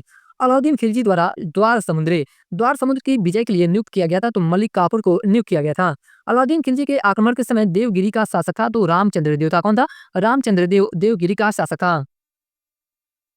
खूत और मुकदमों को इस हद तक पदावनत कर दिया कि उनकी स्त्रियों को मुसलमानों के घरों में काम करना पड़ा, तो अलाउद्दीन खिलजी ने किया था। खलीफा की शक्ति का विरोध किया था, तो अलाउद्दीन खिलजी ने। खलीफा की शक्ति का विरोध किसने किया था? तो अलाउद्दीन खिलजी ने ही विरोध किया था। वह सुल्तान जिसके काल में खालसा भूमि अधिक के पैमाने पर विकसित हुई थी, तो अलाउद्दीन खिलजी के काल में खालसा भूमि अधिक के पैमाने पर विकसित हुई थी। अलाउद्दीन खिलजी का प्रथम तुर्की सुल्तान था, जिसने अलाउद्दीन खिलजी प्रथम तुर्की सुल्तान था जिसे धर्म को राज्य के अधीन लाने का और ऐसे घटकों से परिचय कराने का श्रेय जाता है जो सैद्धांतिक रूप से राज्य को धर्मनिरपेक्ष बनाते हैं। यह कथन या शब्द लिखे गए हैं, तो किसके द्वारा? A.L. श्रीवास्तव के द्वारा यह शब्द लिखा गया है। उसके बाद नेक्स्ट लेसन है तुगलक वंश से। तुगलक वंश से मोहम्मद बिन तुगलक ने अपनी राजधानी दिल्ली से स्थानांतरित की थी, तो दिल्ली से यह कहाँ पे स्थानांतरित किया था? तो दौलताबाद स्थानांतरित किया था। और यह यहाँ से जब अपना राजधानी स्थानांतरित किया था, तो यह राजधानी स्थानांतरित जो किया था यह सफल नहीं हो सका था। अपनी प्रजा में गंभीरता से भेदभाव और अन्याय को समाप्त करने के प्रयास किए थे, तो मोहम्मद बिन तुगलक ने किया था। वह शासक जिसके शासनकाल में विषय में इब्न बतूता की रेहला प्रकाश से डालती है, तो मोहम्मद तुगलक के शासनकाल में यह आया था। जिस दिल्ली सुल्तान ने एक कृषि विकास मंत्रालय की स्थापना की थी, वह कौन था? तो मोहम्मद तुगलक था। जागीर बांटने की फिरोज शाह तुगलक की नीति के पीछे डैश शक्ति थी, तो परंपरागत विशिष्ट वर्ग को समर्पण। नेक्स्ट क्वेश्चन है कि वह सुल्तान जिसके दरबार में सबसे अधिक गुलाम थे, तो फिरोज तुगलक के दरबार में सबसे अधिक गुलाम थे। फिरोज शाह तुगलक ने संस्कृत पांडुलिपि का डैश नाम से फारसी में अनुवाद कराया था, तो दलाइल ए फिरोज शाही। जो फिरोज शाह तुगलक था, यह संस्कृत पांडुलिपियों का दलाइल ए फिरोज शाही नाम से फारसी में अनुवाद कराया था। वह शासक जिसने गुलामों हेतु विभाग स्थापित किया था, तो फिरोज शाह तुगलक के द्वारा गुलामों के लिए एक विभाग स्थापित किया गया था। वह सुल्तान जिसने फलों की गुणवत्ता सुधारने के लिए उपाय किए थे, तो फिरोज शाह तुगलक ने यह उपाय किया था। फिरोज शाह तुगलक द्वारा दारुल सफा क्या था? तो यह एक प्रकार का खैराती अस्पताल था। वह सुल्तान जिसने बेरोजगारों को रोजगार दिलवाया, तो फिरोज शाह तुगलक के द्वारा यह काम किया गया था। वह बेरोजगारों को रोजगार दिलवाया था। वह सुल्तान जिसने सबसे ज्यादा नहरों का निर्माण किया था, तो फिरोज शाह तुगलक के द्वारा ही नहरों का निर्माण किया गया था। उसके बाद ये नेक्स्ट लेसन है सैयद वंश से। चौथा लेसन का नाम क्या है? सैयद वंश से। तारीख मुबारक शाही के लेखक यहिया सरहिंदी डैश के शासनकाल में था, तो यह सैयद के शासनकाल में था। तैमूर के आक्रमण के बाद भारत में डैश वंश का राज स्थापित हुआ था, तो सैयद वंश का राज स्थापित हुआ था। उसके बाद नेक्स्ट है लोधी वंश से। लोधी वंश की स्थापना की थी, तो बहलोल लोधी के द्वारा लोधी वंश की स्थापना की गई थी। वह सुल्तान जिसने एक नगर बसाया जहां अब आगरा है, तो सिकंदर लोधी के द्वारा आगरा शहर को बसाया गया था। उसके बाद नेक्स्ट लेसन है विविध सल्तनत कालीन के विविध, यानी कि हमको लग रहा है कि यह सल्तनत कालीन का यह विविध है। दीवाने इंसा का संबंध था, तो शाही पत्र व्यवहार से था। दीवाने इंसा का संबंध किससे था? तो शाही पत्र व्यवहार से था। दिल्ली सल्तनत के दौरान मुकद्दम या चौधरी पद इस्तेमाल किया जाता था, तो यह गांव के सरपंच के लिए मुकद्दम या चौधरी पद का इस्तेमाल किया जाता था। तबकाते अकबरी जिसे कभी कभी अबुल फजल के अकबरनामा से अधिक विश्वसनीय माना जाता है, लिखा गया था। तो तबकाते अकबरी जो पुस्तक है, यह किसके द्वारा लिखा गया है? तो निजामुद्दीन अहमद के द्वारा इस पुस्तक को लिखा गया है। दिल्ली में पहला मदरसा स्थापित किया था, तो इल्तुतमिश ने ही स्थापित किया था। गीत गोविंद के रचयिता कौन है? तो जयदेव है। तराइन के द्वितीय युद्ध में डैश से भारतीय शासक पराजित हुआ था, तो पृथ्वीराज चौहान पराजित हुए थे। और किसके द्वारा पराजित किए गए थे? तो मोहम्मद गौरी के द्वारा पराजित किए गए थे। गजनी के महमूद ने सोमनाथ मंदिर का विध्वंस किया था, तो 1026 ईस्वी में सोमनाथ मंदिर का विध्वंस किसके द्वारा किया गया था? तो महमूद गजनवी के द्वारा किया गया था। नेक्स्ट लेसन है बहमनी राजवंश से। बहमनी राज्य का संस्थापक कौन था? तो अलाउद्दीन हसन थे। कौन थे? अलाउद्दीन हसन ने। दक्षिणी चित्रकला का विकास हुआ था, तो बीजापुर गोलकुंडा से। कहाँ से? बीजापुर गोलकुंडा से दक्षिणी चित्रकला का विकास हुआ था। नेक्स्ट लेसन है आठवां लेसन विजयनगर साम्राज्य। आठवां लेसन का नाम क्या है? विजयनगर साम्राज्य। विजयनगर राज्य की स्थापना हुई थी, तो हरियर एवं बुका के द्वारा विजयनगर साम्राज्य की स्थापना की गई थी। फारसी यात्री अब्दुल रजाक भारत में डैश राजा के शासनकाल में आया था, तो यह देवराज द्वितीय के शासनकाल में आया था। जो अब्दुल रजाक था, यह किसके शासनकाल में आया था? तो देवराज द्वितीय के शासनकाल में आया था। विजयनगर का वह पहला शासक जिसने बहमियों से गोवा छीना था, तो हरियर द्वितीय ने छीना था। विजयनगर साम्राज्य के कृष्ण देवराय समकालीन थे या बाबर के समकालीन थे? जो केडियर यानी कि कृष्ण देवराय थे, वह किसके समकालीन थे? तो बाबर के समकालीन थे। विजयनगर विजयनगर के जिस सम्राट ने तेलुगु और संस्कृत साहित्य में सर्वाधिक योगदान दिया वह कौन था? तो वह कृष्णदेवराय थे। विजयनगर के राजा कृष्णदेवराय ने गोलकुंडा का युद्ध डैश से राजा के साथ लड़ा था? तो कुल्ली कुतुब शाह के विरुद्ध यह लड़ा था। विजयनगर साम्राज्य का अवशेष मिलता है तो यह हम्पी में मिलता है। विजयनगर साम्राज्य की वित्तीय व्यवस्था की मुख्य विशेषता क्या थी? तो इसकी मुख्य विशेषता भू राजस्व थे। तालीकोटा का युद्ध हुआ था, तो तालीकोटा का जो युद्ध हुआ था वह 1565 ईस्वी में हुआ था। कब हुआ था? 1565 ईस्वी में।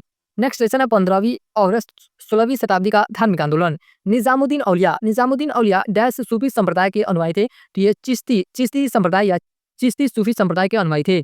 10वें सिख गुरु का नाम क्या था? तो गुरु गोबिंद सिंह था। 10वें सिख गुरु का नाम क्या था? गुरु गोबिंद सिंह था। भारत में सूफी के चिश्ती संप्रदाय की स्थापना की गई थी, तो मोइनुद्दीन चिश्ती के द्वारा की गई थी। किसके द्वारा? मोइनुद्दीन चिश्ती के द्वारा की गई थी। उसके बाद नेक्स्ट लेसन है सूफीवाद घनिष्ठता संबंधित है। तो सूफीवाद का संबंध किससे? तो इसका संबंध इस्लाम धर्म से हो जाएगा। वह प्रथम व्यक्ति जिसने वहदत उल वजूद सिद्धांत को सूफी मत में प्रतिपादित किया था, तो इब्नुल अरबी के द्वारा इसका प्रतिपादन किया गया था वहदत उल वजूद सिद्धांत को। अनहला का अर्थ क्या होता है? तो मैं खुदा हूँ। अनहला का अर्थ क्या होता है? मैं खुदा हूँ। अपने अनुयायियों द्वारा महबूब ए इलाही नाम से जाना जाता है, तो इससे के निजामुद्दीन औलिया को महबूब ए इलाही के नाम से जाना जाता है। निजामुद्दीन औलिया डैश सूफी संप्रदाय के अनुयायी थे। तो यह चिश्ती सूफी संप्रदाय के अनुयायी थे। शेख निजामुद्दीन औलिया थे, तो यह एक सूफी संत थे। शेख बहाउद्दीन जकरिया डैश संप्रदाय के थे, तो ये सुहरावर्दी संप्रदाय थे। कौन? शेख बहाउद्दीन जकरिया। मध्यकाल में बिहार शरीफ का नगर महत्वपूर्ण रहा है, तो यह विद्या केंद्र के रूप में और धार्मिक केंद्र यानी कि दोनों के रूपों में यह महत्वपूर्ण केंद्र रहा है। नेक्स्ट क्वेश्चन है कि बिहार के सुप्रसिद्ध संत सरफुद्दीन मनेरी का संबंध सूफियों के डैश संप्रदाय से था। इनका संबंध फिरदौसी संप्रदाय से था। दक्षिण भारत के शैव संतों को कहा जाता था, तो नयनार कहा जाता था। सभी भक्ति संतों के मध्य एक समान विशेषता थी कि उन्होंने अपनी वाणी को उसी भाषा में लिखा जिसे उनके भक्त समझते थे। मत मत्येंद्र नाथ द्वारा स्थापित संप्रदाय का नाम क्या था? तो योगिनी कौल था। क्या था? योगिनी कौल था। निर्गुण स्कूल के बड़े समर्थक थे, तो वह कबीर थे। भक्तकालीन संतों में से कृष्ण के आराधक नहीं थे, तो ये कबीर जो थे या कृष्ण के आराधक नहीं थे। भक्तकालीन संत चैतन्य का वास्तविक नाम क्या था? तो विश्वम्भर था। चैतन्य का वास्तविक नाम की बात की जाए तो क्या था? इनका विश्वम्भर इनका वास्तविक नाम था। सिखों के 10वें गुरु गोबिंद सिंह का जन्म कहाँ हुआ था? तो इनका जन्म पटना में हुआ था। 10वें सिख गुरु का नाम क्या था? तो इनका नाम है गुरु गोबिंद सिंह था। 10वें सिख गुरु का नाम क्या था? गुरु गोबिंद सिंह। खालसा पंथ का गठन किसके द्वारा किया गया था? तो गुरु गोबिंद सिंह के द्वारा किया गया था। वर्कारी समाज सुधार आंदोलन आरंभ हुआ था, तो यह महाराष्ट्र से वर्कारी समाज सुधार आंदोलन आरंभ हुआ था। उसके बाद नेक्स्ट लेसन है मुगल साम्राज्य। वहाँ की जो मुगल साम्राज्य थे वहाँ के प्रशासन, वित्त व्यवस्था या संस्कृति को देखते हैं लोग। मुगल सम्राट आलमगीर के नाम से जाना जाता था, तो औरंगजेब को आलमगीर के नाम से जाना जाता था। हुमायूं को यह प्रस्ताव दिया था कि यदि उसे बंगाल पर अधिकार करके दिया गया तो वह बिहार को समर्पित कर देगा और 10 लाख दिनार की वार्षिक नजराना अर्पित करेगा। तो यह किसके द्वारा दिया गया था प्रस्ताव? तो शेर खान के द्वारा यानी कि शेरशाह सूरी के द्वारा यह प्रस्ताव दिया गया था। उसके बाद ये नेक्स्ट क्वेश्चन है कि हुमायूं का मकबरा स्थित है। तो हुमायूं का मकबरा कहाँ पे है? तो इसका मकबरा दिल्ली में स्थित है। वह शासक जिसने सबसे अधिक समय तक शासन किया था, यानी कि मुगल साम्राज्य में सबसे अधिक तक शासन किसके द्वारा किया गया था? तो औरंगजेब के द्वारा। भारत में मुगल वंश का संस्थापक कौन था? तो बाबर के द्वारा भारत में मुगल वंश की स्थापना की गई थी। मस्तनविस या मसनवी जो बाबर द्वारा मुस्लिम कानूनों के नियमों का संग्रह है, उसका नाम क्या है? तो उसका नाम क्या है? मुबायन है। क्या है? मुबाइन नाम उसका है। पानीपत के युद्ध में बाबर की जीत का मुख्य कारण क्या था? तो यह जो तुलगमा पद्धति थी, तोपों की पद्धति होती थी, इसी के कारण बाबर जीत गया था पानीपत का प्रथम युद्ध। भारत में बाबर के युद्धों का सही क्रम क्या है? भारत में बाबर के युद्ध यानी कि सबसे प्रथम युद्ध पानीपत लड़ा था 1526 में। उसके बाद खानवा का युद्ध, चंदेरी और घाघरा का युद्ध। खानवा के युद्ध में बाबर के हाथों पराजित हुआ था, तो कौन पराजित हुआ था? राणा संग्राम सिंह पराजित हुआ था। खानवा के युद्ध में बाबर के हाथों कौन पराजित हुआ था? तो राणा संग्राम सिंह। बाबरनामा की रचना डैश भाषा में की गई थी? तो यह इसकी रचना तुर्की भाषा में की गई थी। बाबरनामा की रचना तुर्की भाषा में की गई थी। हुमायूंनामा की रचना की थी, तो यह किसके द्वारा? गुलबदन बेगम के द्वारा की गई थी। किसके द्वारा? गुलबदन बेगम के द्वारा इसकी रचना की गई थी। और यह जो गुलबदन बेगम थी यह हुमायूं की बहन थी। हुमायूंनामा की रचना की थी हुमायूं ने चुनार दुर्ग पर प्रथम बार आक्रमण किया था। तो यह आक्रमण 1532 ईस्वी में किया था। कब किया था? 1532 ईस्वी में। हुमायूं का मकबरा स्थित है। हुमायूं का मकबरा कहाँ स्थित है? तो इसका मकबरा दिल्ली में स्थित है।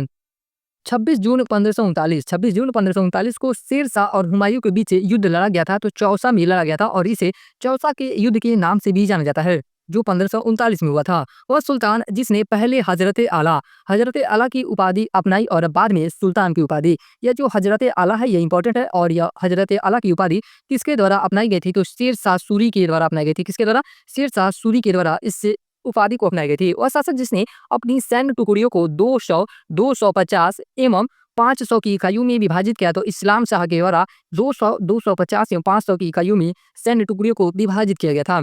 मध्यकालीन बिहार में बुनियादी प्रशासनिक इकाई के रूप में परगना को विकसित किया गया था। विकसित किया गया था तो शेर शाह सूरी के द्वारा। किसी भी यह जो क्वेश्चन है, यह कथन है कि किसी भी सरकार ने नहीं और ये अंग्रेजों ने भी नहीं, जितना कि इस पठान ने काफी बुद्धिमत्ता का परिचय दिया। शेर शाह सूरी के बारे में ये शब्द लिखे हैं। तो यह कथन किसके द्वारा लिखा गया है? तो H.G. किन्स के द्वारा लिखा गया है। किसके द्वारा? H.G. किन के द्वारा यह कथन कहा गया है। और किसके बारे में कहा गया है? तो शेर शाह सूरी के बारे में कहा गया है। फिर से दूसरा कथन है कि भारत के एकीकरण के बाद वह मध्य पूर्व और पश्चिमी एशिया को एक करना चाहता था, जो एक विश्व साम्राज्य की स्थापना की और एक महत्वपूर्ण कदम था। आर.पी. त्रिपाठी ने मुगल कालीन भारत के डैश सम्राट के बारे में लिखा है। तो यह कथन किसके द्वारा दिया गया है? तो आर.पी. त्रिपाठी के द्वारा दिया गया है। और किसके बारे में दिया गया है? तो शेर शाह सूरी के बारे में। 1529 में दक्षिण बिहार पर आक्रमण किया, लेकिन शेर खां के द्वारा पराजित किया। तो नुसरत खां शाह ने। कश्मीर घाटी के अंतिम मुस्लिम शासक यूसुफ शाह चक, जिन्हें मुगल सम्राट अकबर द्वारा बिहार में निर्वासित किया गया था, उसका दफन यानी कि उसका कब्र कहाँ पे है? तो इसका कब्र नालंदा में है, यानी कि उसका दफन नालंदा में किया गया था। वह राजवंश जिसके द्वारा मनसबदारी प्रथा का आविष्कार किया गया था। तो मुगल वंश के द्वारा मनसबदारी प्रथा का आविष्कार किया गया था। और किसके शासनकाल में? यह अकबर के शासनकाल में प्रारंभ किया गया था। मध्यकालीन भारत में मनसबदारी व्यवस्था लागू की गई थी। तो सैनिकों की सुगमता से भर्ती हेतु अकबरनामा के कितने खंड है? यानी कि अकबरनामा जो पुस्तक है उसके कितने खंड है? तो उसके 3 खंड हैं। रजनामा फारसी अनुवाद है। तो यानी कि जो रजनामा है वह महाभारत का फारसी अनुवाद है। यानी कि महाभारत का फारसी में जो पुस्तक अनुवाद किया गया है उसका नाम क्या है? रजनामा है। मध्यकाल में डैश वंश की पारिवारिक उपाधि मिर्जा थी। क्या थी? मिर्जा थी। तो मुगल वंशों की जो पारिवारिक उपाधि थी वह मिर्जा थी। पद्मावत लिखा गया है। पद्मावत किसके द्वारा लिखा गया है? तो यह मलिक मोहम्मद जायसी की पुस्तक है। आईने अकबरी लिखी गई थी। तो अबुल फजल के द्वारा लिखी गई है। अकबर के दरबार में सुप्रसिद्ध चित्रकार कौन थे? तो अब्दुल समाद रहते थे। अब्दुल समाद सबसे प्रसिद्ध चित्रकार थे अकबर के दरबार में। नेक्स्ट क्वेश्चन है कि जब्ती प्रणाली उपज थी। जब्ती प्रणाली जो हुआ थी किसके द्वारा लाई गई थी? जब्ती प्रणाली तो यह शेर शाह सूरी के द्वारा लाई गई थी। दसवंत और बशावन प्रसिद्ध चित्रकार मुगल सम्राट के राज दरबारी थे। तो अकबर के ये दरबार में रहते थे दसवंत और बशावन। यूरोपीय चित्रकारी का प्रवेश डैश के दरबार में हुआ था। तो अकबर के दरबार में हुआ था। यूरोपीय चित्रकारी का प्रवेश किसके दरबार में हुआ था? तो अकबर के दरबार में। फतेहपुर सीकरी के निर्माण का श्रेय किसे दिया जाता है? तो अकबर का। यानी कि फतेहपुर सीकरी का निर्माण किसके द्वारा किया गया है? तो अकबर के द्वारा किया गया है। वह मुगल शासक है जिसने चित्रकारी के लिए विभाग बनाए। तो अकबर के द्वारा इस विभाग का निर्माण किया गया था। 1582 में अकबर ने दीन इलाही लागू किया था, जो था वो व्यवहार संहिता। यानी कि यह एक धार्मिक विभाग था। दीन इलाही यानी कि यह एक धर्म भी था। दीन इलाही उसका एक धर्म चलाया था।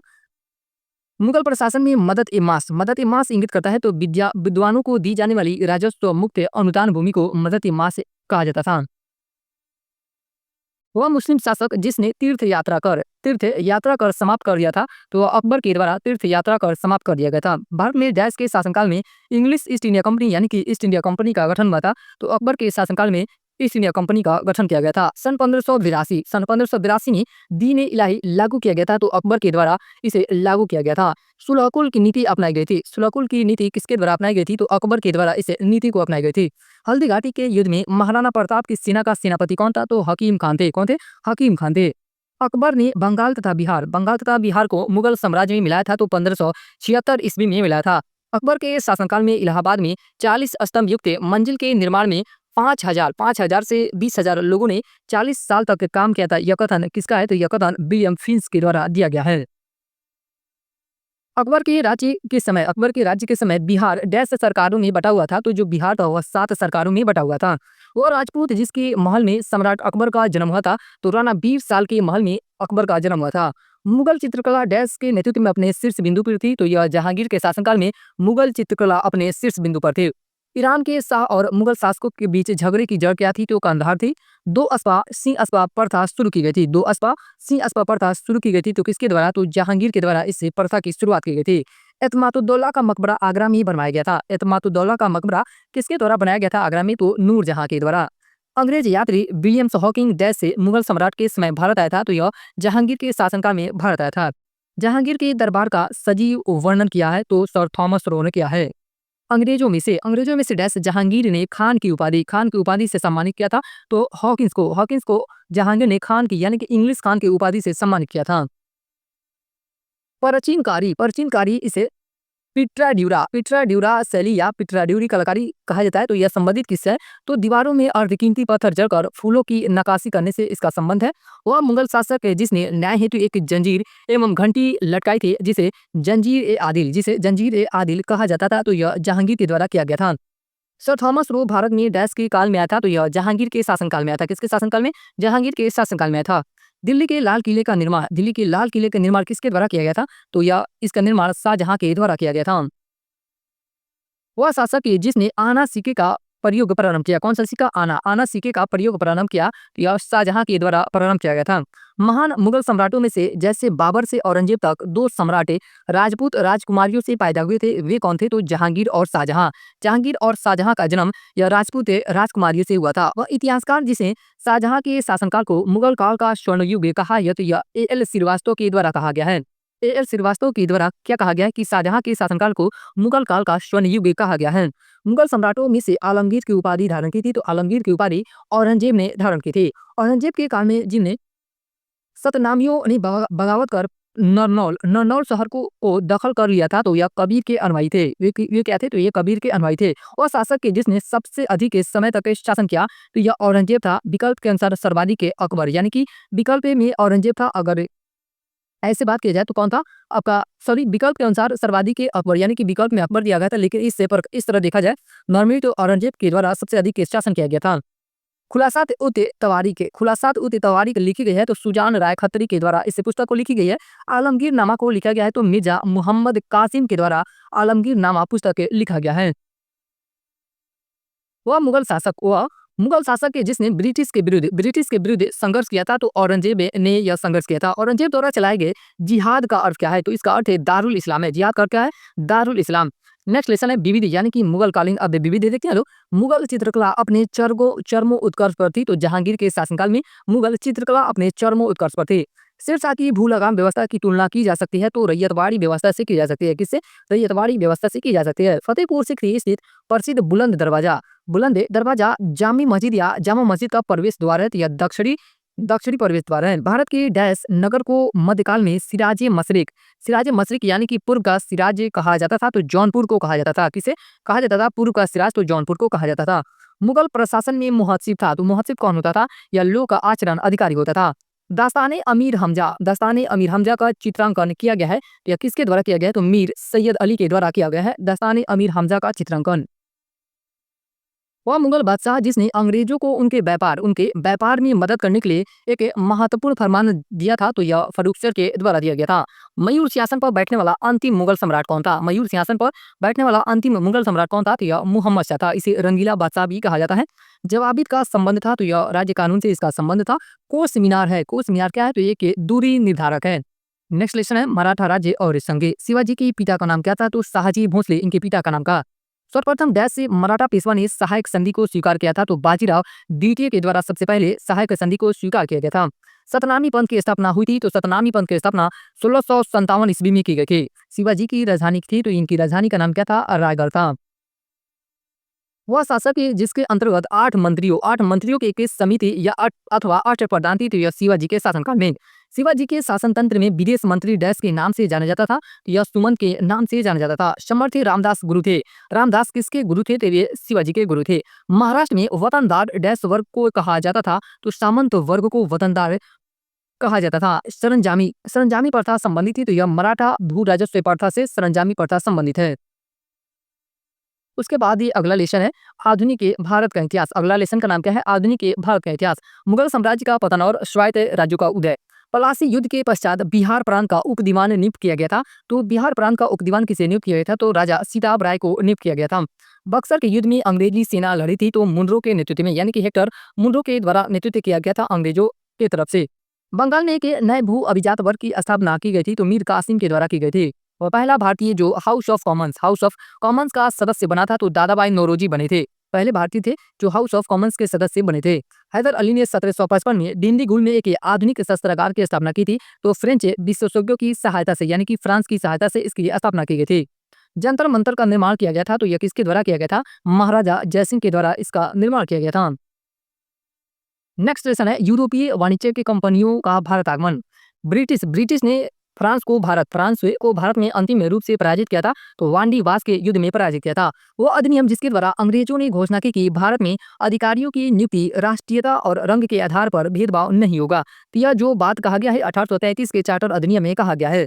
दिल्ली दरबार के समय भारत का वायसराय था। दिल्ली दरबार के समय भारत का वायसराय कौन था? तो लॉर्ड लिटन था।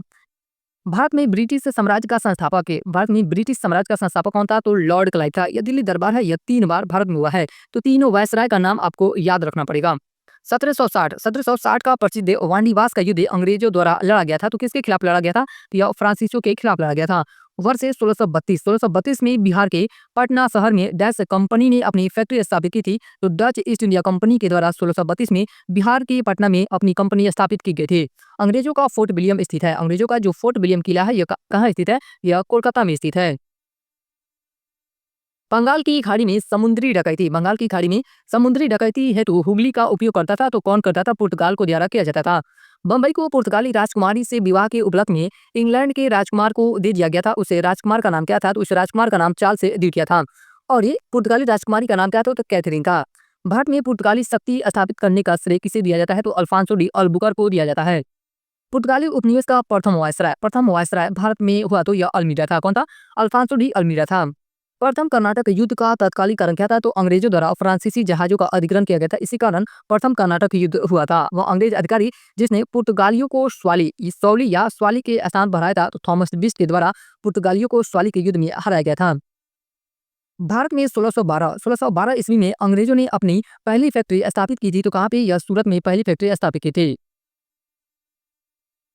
उसके बाद ये दूसरा लेसन है ईस्ट इंडिया कंपनी और ये क्षेत्रीय राज्य। महाराजा रंजीत सिंह का संबंध था, तो यह सुकरचकिया मिसल से संबंधित है। बिहार के डैश क्षेत्र में फतेह शाही विद्रोह हुआ था, तो यह सारण में हुआ था। वह स्थान जो टीपू सुल्तान की राजधानी के रूप में प्रसिद्ध था, तो श्रीरंगपट्टनम। टीपू सुल्तान की राजधानी कौन सी थी? तो श्रीरंगपट्टनम थी। रंजीत सिंह ने सुप्रसिद्ध कोहिनूर हीरा प्राप्त किया था,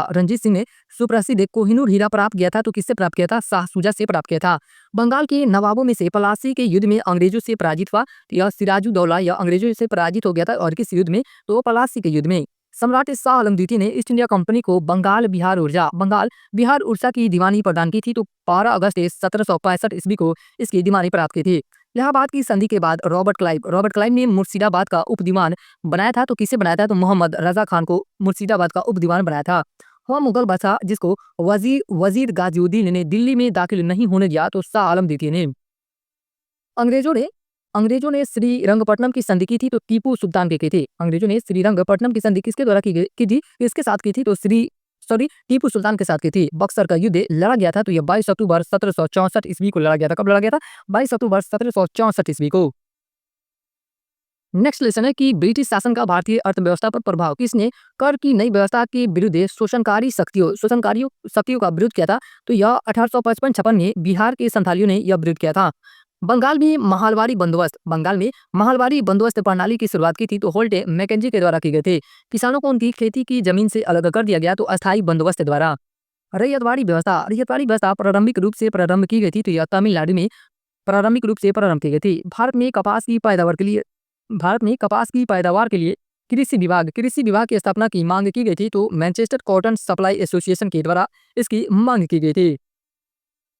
भारत में अंग्रेजी शासनकाल का सबसे भयंकर अकाल पड़ा था, यानी कि अंग्रेजी शासनकाल में सबसे भयंकर अकाल कब पड़ा था, तो यह 1876 से लेकर 1878 के दौरान में पड़ा था। भारत के लिए अकाल संहिता की सिफारिश डैश आयोग द्वारा की गई थी, तो एस्ट्रेची आयोग के द्वारा की गई थी अकाल अकाल संहिता की सिफारिश। मद्रास में रैयतवाड़ी पद्धति को प्रारंभ किया था, तो थॉमस मुनरो के द्वारा मद्रास में रैयतवाड़ी पद्धति को प्रारंभ किया गया था। वह वर्ष था जिसके तहत किसान स्वयं भूमि का मालिक होता था और सरकार को भू राजस्व के भुगतान के लिए जिम्मेदार मानता था। तो यह कौन सी व्यवस्था थी, तो यह रैयतवाड़ी प्रथा थी। ब्रिटिश काल में कृषक वर्ग को प्रताड़ित किया गया, तो जमींदारों के द्वारा या जमींदारों ने कृषक वर्ग को प्रताड़ित किया। भारत में प्रथम रेलवे लाइन स्थापित की गई थी, तो लॉर्ड डलहौजी के शासनकाल में या लॉर्ड डलहौजी के द्वारा इसकी स्थापना की गई थी। उसके बाद ये कथन दिया गया है कि अतः सदैव सहमति के साथ और अक्सर वाणिज्य मंडल के निर्देशों पर भारत सरकार चलती है और इसे व्हाइट मैन से बर्डन कहा जाता है। यह कथन किसके द्वारा कहा गया है, तो सच्चिदानंद सिन्हा के द्वारा कहा गया। यहाँ से ऐसे भी क्वेश्चन बन सकता है कि व्हाइट मैन से बर्डन किसके द्वारा कहा गया, तो सच्चिदानंद सिन्हा के द्वारा। पुस्तक poverty and un British rule in India, poverty and un British rule in India किसके द्वारा लिखी गई है, तो यह पुस्तक दादा भाई नौरोजी के द्वारा लिखी गई है। रजनी पामदत्त ने कहा कि यह भी कथन है कि वे साम्राज्यवाद से लड़ते भी थे और सहयोग भी करते। उन्होंने डैश राजनीति के गठबंधन के बारे में कहा, तो भारतीय राष्ट्रीय कांग्रेस के गठबंधन के बारे में रजनी पामदत्त का यह कथन कहा गया है। अस्थायी बंदोबस्त किया गया, तो जमींदारों के साथ किया गया था। अस्थायी बंदोबस्त यह किसके साथ किया गया था, तो जमींदारों के साथ किया गया था। बिहार में परमानेंट सेटलमेंट लागू करने का कारण क्या था, परमानेंट सेटलमेंट लागू करने का कारण क्या था, भू राजस्व का राजस्व निर्णय करना। नेक्स्ट क्वेश्चन है कि 18वीं सदी में बंगाल में वस्त्र उद्योग के पतन के लिए उत्तरदायी कारण था। 18वीं सदी में बंगाल में वस्त्र उद्योग के पतन के लिए उत्तरदायी कारण क्या था, तो ब्रिटेन को निर्यात करने वाले माल पर उच्च तट कर लगाए जाते थे। कौन सा कर था, यह तट कर था। Poverty and un British rule in India नामक पुस्तक किसके द्वारा लिखी गई है, तो यह पुस्तक दादाबाई नौरोजी के द्वारा लिखी गई है। किसके द्वारा, दादाबाई नौरोजी के द्वारा लिखी गई है। नेक्स्ट लेसन है 1857 का विद्रोह। ये भी बहुत इंपॉर्टेंट विद्रोह है। दिल्ली में 1857 के विद्रोह के दौरान नाम मात्र और प्रतीकात्मक के नेतृत्व सम्राट बहादुर शाह का था, लेकिन वास्तविक कमान सैनिकों के एक दरबार के पास थी, जिसके प्रमुख कौन थे, यानी कि इसके प्रमुख कौन थे, बख्त खान के द्वारा इसका नेतृत्व किया गया था। रानी लक्ष्मीबाई को ग्वालियर पर अधिकार करने में सहायता की थी, तो अफगानों ने। 1857 के विद्रोह को पहली बार भारतीय स्वतंत्रता संग्राम के रूप में वर्णित किया गया था, तो किसके द्वारा, बी.डी. सावरकर के द्वारा पहली बार 1857 के विद्रोह को प्रथम भारतीय स्वतंत्रता संग्राम के रूप में वर्णित किया गया था। बाबू कुंवर सिंह का देहांत हुआ था, तो कब हुआ था, 1858 ईस्वी में। 1857 के विद्रोह के मध्य नाना साहब ने अपने आप को मुगल सम्राट का घोषित किया, तो अपने आप को नाना साहब ने नाइब या उपे घोषित किया था। मार्च 1857 में मंगल पांडे ने विद्रोह प्रारंभ किया था, तो यह बैरकपुर से विद्रोह किया था। झांसी की रानी लक्ष्मीबाई की मृत्यु हुई थी, तो ग्वालियर में इनकी मृत्यु हुई थी। 1857 को विद्रोह को प्रथम भारतीय स्वतंत्रता संग्राम के रूप में वर्णित किया गया था, तो किसके द्वारा किया गया था, बी.डी. सावरकर के द्वारा किया गया था। 1857 ईस्वी के विद्रोह के एक नेता कुंवर सिंह डैश से स्थान से संबंधित थे, तो यह जगदीशपुर से संबंधित थे। पीर अली ने घटना में अंग्रेजों के खिलाफ विद्रोह शुरुआत की थी, तो पीर अली ने 1857 के विद्रोह में कब अपना नेतृत्व प्रदान किया था, तो जुलाई 1857 में।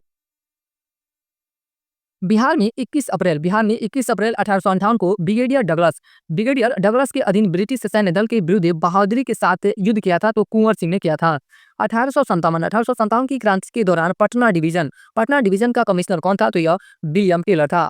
1857 की क्रांति सर्वप्रथम प्रारंभ हुई थी, सर्वप्रथम मेरठ से प्रारंभ हुई थी। कुंवर सिंह जगदीशपुर प्रविष्ट हुए थे, यानी कि कब जगदीशपुर गए थे, तो यानी कि 22 अप्रैल 1858 में। बिहार में 1857 के विद्रोह का नेतृत्व किसके द्वारा किया गया था, तो वीर कुंवर सिंह के द्वारा किया गया था। मार्च 1857 में मंगल पांडे ने विद्रोह का प्रारंभ किया था, तो यह बैरकपुर से विद्रोह का प्रारंभ किया था। 1857 की घटना का प्रारंभ धर्म के संघर्ष के रूप में हुआ था, और उस घटना का अंत स्वतंत्रता संग्राम के रूप में हुआ। यह कथन किसके द्वारा कहा गया, तो डॉक्टर एस.एन. सेन के द्वारा कहा गया है। The Indian war of independence 1857 के लेखक यह पुस्तक का नाम है, और यह पुस्तक किसके द्वारा लिखा गया है, तो यह पुस्तक बी.डी. सावरकर के द्वारा लिखा गया है। महारानी विक्टोरिया का घोषणा पत्र आया था। महारानी विक्टोरिया का घोषणा पत्र कब आया था, तो वर्ष 1858 ईस्वी में आया था। वह वर्ष जिसको भारतीय स्वतंत्रता के प्रथम युद्ध की तिथि माना जाता है, तो यह 1857 को माना जाता है। मुगल बादशाह बहादुर शाह जफर के बारे में कहा जाता था कि उसके साम्राज्य की सीमा थी तो चांदनी चौक से पालमपुर तक। कहाँ से? चांदनी चौक से पालम तक के। कुंवर सिंह अंग्रेजों के खिलाफ 1857 के विद्रोह में डैश से जगह शामिल हुए थे, तो यह आरा में शामिल हुए थे। 1857 में भारत का गवर्नर जनरल कौन था? तो लॉर्ड कैनिंग था। कौन था? लॉर्ड कैनिंग था। जगदीशपुर के बब्बे थे जिसने 1857 ईस्वी के विप्लव में क्रांतिकारियों का नेतृत्व किया था, तो कुंवर सिंह के द्वारा यह नेतृत्व किया गया था। 1857 के विद्रोह के बाद ब्रिटिश सरकार ने सिपाहियों का डैश प्रांतों से चयन किया था, तो सबसे अधिक गोरखाओं, सिख एवं पंजाबी उत्तर प्रांत से इनका चयन किया गया था। 1857 का विद्रोह लखनऊ में डैश के नेतृत्व में आगे बढ़ा था, तो बेगम ऑफ अवध यानी कि हजरत महल के नेतृत्व में यह आगे बढ़ा था। पटना क्षेत्र की स्वतंत्रता संग्राम में सेनानी थी, तो प्रभावती देवी थी। ये इंपॉर्टेंट है कि पटना क्षेत्र की स्वतंत्रता संग्राम की सेनानी कौन थी? तो यह प्रभावती देवी थी। अंग्रेजी भारतीय सेना में चर्बी वाले कारतूसों से चलने वाली एनफील्ड राइफल शामिल की गई थी, तो दिसंबर 1856 में इसे शामिल किए गए थे। कुंवर सिंह ने 1857 के विद्रोह का नेतृत्व डैश प्रांत से किया था, तो यह बिहार से किया था। और कहाँ से? आरा से। वह उर्दू कवि जिसने 1857 के विद्रोह को देखा था, तो मिर्जा गालिब के द्वारा 1857 को विद्रोह को देखा गया था। 1857 के विद्रोह में अंग्रेजों का सबसे कट्टर दुश्मन कौन था? तो मौलवी अहमदुल्ला शाह थे। वह आयोग जो 1857 का विद्रोह दमन के बाद भारतीय फौज के नौ संगठन से संबंधित था, तो यह पील आयोग था। जगदीशपुर के राजा कौन थे? तो जगदीशपुर के राजा कुंवर सिंह थे। 1857 के विद्रोह का बिहार में 15 जुलाई 1857 से लेकर 20 जनवरी 1858 तक के केंद्र था, तो यह जगदीशपुर में इसका केंद्र था। 1857 ईस्वी का विद्रोह मुख्यतः डैश के कारण से असफल रहा, यानी कि किस कारण से असफल रहा था? तो किसी सामान्य योजना और केंद्रीय संगठन की कमी इसे विद्रोह में देखी गई थी। 1857 ईस्वी के विद्रोह को एक षड्यंत्र की संज्ञा दी है, तो किसके द्वारा दी गई है? Sir James Outram and W Taylor ने इसकी संज्ञा दी है। 1857 के आंदोलन नाम जुड़ा है, 1857 ईस्वी के आंदोलन से नाम जुड़ा है, तो तटिया टोपे का। नेक्स्ट लेसन है अन्य जन आंदोलन, और यानी कि 1757 से लेकर 1857 के बीच से कौन कौन से आंदोलन हुए थे उसके बारे में अध्ययन करते हैं लोग। 1832-33 के मध्य कोल विद्रोह का नेतृत्व किया गया था, तो कोल विद्रोह का नेतृत्व किसके द्वारा किया गया था? बुद्धो भगत के द्वारा किया गया था। इस तरह के क्वेश्चन में ऐसे क्वेश्चन बनते हैं कि कोल विद्रोह कब हुआ था? तो 1832-33 के मध्य हुआ था। या कोल विद्रोह का नेतृत्व किसके द्वारा किया गया था? तो बुद्धो भगत के द्वारा किया गया था। ब्रिटिश के विरुद्ध लड़ने वाला जनजातीय नायक नहीं था, तो CR दास था। ये ऑप्शन के हिसाब से पता चलेगा। 1855 ईस्वी में संथाल विद्रोह का नेतृत्व किया था, तो सिद्धू और कानू के द्वारा संथाल विद्रोह का नेतृत्व किया गया था। बंकिम चंद्र चटर्जी से आनंद मठ में डैश से विद्रोह का उल्लेख है, तो सन्यासी विद्रोह का इसमें उल्लेख किया गया है। मुंडा विद्रोह का नेता कौन था? तो बिरसा मुंडा थे। 1831 में बुद्धो भगत के नेतृत्व में कोल विद्रोह हुआ था, तो सिंहभूम क्षेत्र में। और यह कहाँ पे है? तो यह झारखंड में है। 1875 के दक्कन के दंगों का तात्कालिक कारण क्या था? तो महाजन के द्वारा ऊंची ब्याज दर इसकी तात्कालिक कारण थे। उसके बाद ही नेक्स्ट क्वेश्चन है कि संथाल विद्रोह हुआ था, तो संथाल विद्रोह कब से कब तक हुआ था? तो यह 1855 से 56 के मध्य हुआ था। कूका आंदोलन को संगठित किया गया था, तो गुरु राम सिंह के द्वारा इससे आंदोलन को संगठित किया गया था। कूका आंदोलन को मुंडाओं ने विद्रोह खड़ा किया था, तो यह 1895 में किया था। जो मुंडा विद्रोह था यह कई चरणों में हुआ था, तो यह आप जब बीपीएससी का जो फाउंडेशन कोर्स के होंगे या कोई भी बुक पढ़े होंगे तो उसमें यह दर्शाया गया होगा। हो मुंडा विद्रोह हुआ था, तो यह 1820-21 के दौरान हुआ था। बिरसा मुंडा के गुरु कौन थे? तो आनंद पांडे थे। कौन थे? आनंद पांडे। मानव बलि प्रथा का निषेध करने के कारण अंग्रेजों के विरुद्ध विद्रोह करने वाली जनजाति का नाम क्या है? तो खोंड जनजाति है। कौन सी जनजाति थी? खोंड जनजाति थी। नेक्स्ट लेसन है भारत में शिक्षा का विकास। 1817 में कलकत्ता में हिंदू कॉलेज की स्थापना की गई थी, तो डेविड हेयर के द्वारा की गई थी। बनारस काशी, यानी कि इसका नाम पुराना नाम काशी है, अभी जो वर्तमान नाम जो बनारस है, बनारस हिंदू विश्वविद्यालय प्रारंभ किया गया था, तो पंडित मदन मोहन मालवीय के द्वारा बनारस से हिंदू विश्वविद्यालय की स्थापना की गई थी। 1885 में पूना की प्रसिद्ध फर्ग्यूसन कॉलेज शुरू करने वाले थे, तो डेक्कन एजुकेशन सोसाइटी के द्वारा फर्ग्यूसन कॉलेज की शुरुआत की गई थी। अंग्रेजी भाषा को शिक्षा का माध्यम बनाया गया। किसके द्वारा बनाया गया था? तो लॉर्ड मैकाले के द्वारा 1835 में। हिंदू कॉलेज कलकत्ता के संस्थापक थे। हिंदू कॉलेज जो कलकत्ता में स्थित था वह इसके संस्थापक कौन थे? तो राजा राम मोहन राय के द्वारा इसकी स्थापना की गई थी। भारत में प्रथम महिला विश्वविद्यालय की स्थापना किसके द्वारा की गई थी? तो DK कर्वे के द्वारा की गई थी। स्वतंत्र भारत के प्रथम शिक्षा सुधार आयोग का नाम क्या था? तो राधाकृष्ण आयोग था। स्वतंत्र, यहाँ पे पूछ रहा है स्वतंत्र भारत, और ये स्वतंत्र भारत के प्रथम शिक्षा सुधार आयोग का नाम क्या था? राधाकृष्ण आयोग था। भारतीयों के लिए पाश्चात्य संस्कृति को लागू करने की वकालत की थी, तो लॉर्ड मैकाले ने इसकी वकालत की थी। नेशनल काउंसिल ऑफ एजुकेशन की स्थापना कब की गई थी? तो 15 अगस्त 1906 को की गई थी। नेशनल काउंसिल ऑफ एजुकेशन की स्थापना कब की गई थी? 15 अगस्त 1906 को की गई थी। एक अच्छे यूरोपीय पुस्तकालय एक अलमारी भारत तथा अरब के संपूर्ण साहित्य से अधिक मूल्यवान है, यह कथन किसके द्वारा कहा गया है? तो यह कथन टी बी मैकाले के द्वारा कहा गया है। किसके द्वारा? टी बी मैकाले के द्वारा कहा गया है। कलकत्ता में फोर्ट विलियम कॉलेज की स्थापना की थी। कलकत्ता में फोर्ट विलियम कॉलेज की स्थापना किसके द्वारा की गई थी? तो यह लॉर्ड वेलेस्ली के द्वारा की गई थी। नेक्स्ट लेसन का नाम क्या है? भारतीय समाचार पत्रों का इतिहास। भारत के स्वतंत्रता आंदोलन के दौरान गहन राष्ट्रवादी विचारों को किस समाचार पत्र के द्वारा प्रयुक्त किया गया था? तो अमृत बाजार पत्रिका के द्वारा। बंकिम चंद्र चटर्जी के उपन्यास आनंद मठ प्रकाशित किया गया था, तो 1882 ईस्वी में प्रकाशित किया गया था। कब प्रकाशित किया गया था? 1882 में। लेखन और उनके कार्यों से जुड़ा सही है तो सुभाष चंद्र बोस। इंडियन स्ट्रगल के संस्थापक कौन थे या इसकी स्थापना किसके द्वारा की गई थी? या पुस्तक की स्थापना किसके सॉरी इंडियन स्ट्रगल पुस्तक के लेखक कौन है? तो सुभाष चंद्र बोस हैं। बंकिम चंद्र चटर्जी का उपन्यास आनंद मठ में विद्रोह का उल्लेख है। किस विद्रोह का उल्लेख किया गया है? तो इससे यानी कि सन्यासी विद्रोह का उल्लेख आनंद मठ में किया गया है। और यह पुस्तक किसके द्वारा लिखी गई है? तो बंकिम चंद्र चटर्जी के द्वारा। बंगला बंगलार माटी बंगलार जल के लेखक जो मूल रूप से 1905 में लॉर्ड कर्जन द्वारा बंगाल के विभाजन के खिलाफ एक विरोध गीत था, और जिसके लिए पश्चिम बंगाल विधानसभा ने हाल ही में नए राज्य गान के रूप में प्रस्ताव पारित किया गया है। तो यह यानी कि बंगलार माटी बंगलार जल के लेखक कौन है? तो रविंद्रनाथ टैगोर है। कौन? यह कथन किनके बारे में कहा गया है? तो रविंद्रनाथ टैगोर के बारे में कहा गया है। राष्ट्रवादियों के दैनिक समाचार पत्र दी इंडियन नेशन का प्रकाशन प्रारंभ हुआ था, तो 1931 में इसका प्रकाशन प्रारंभ किया गया था।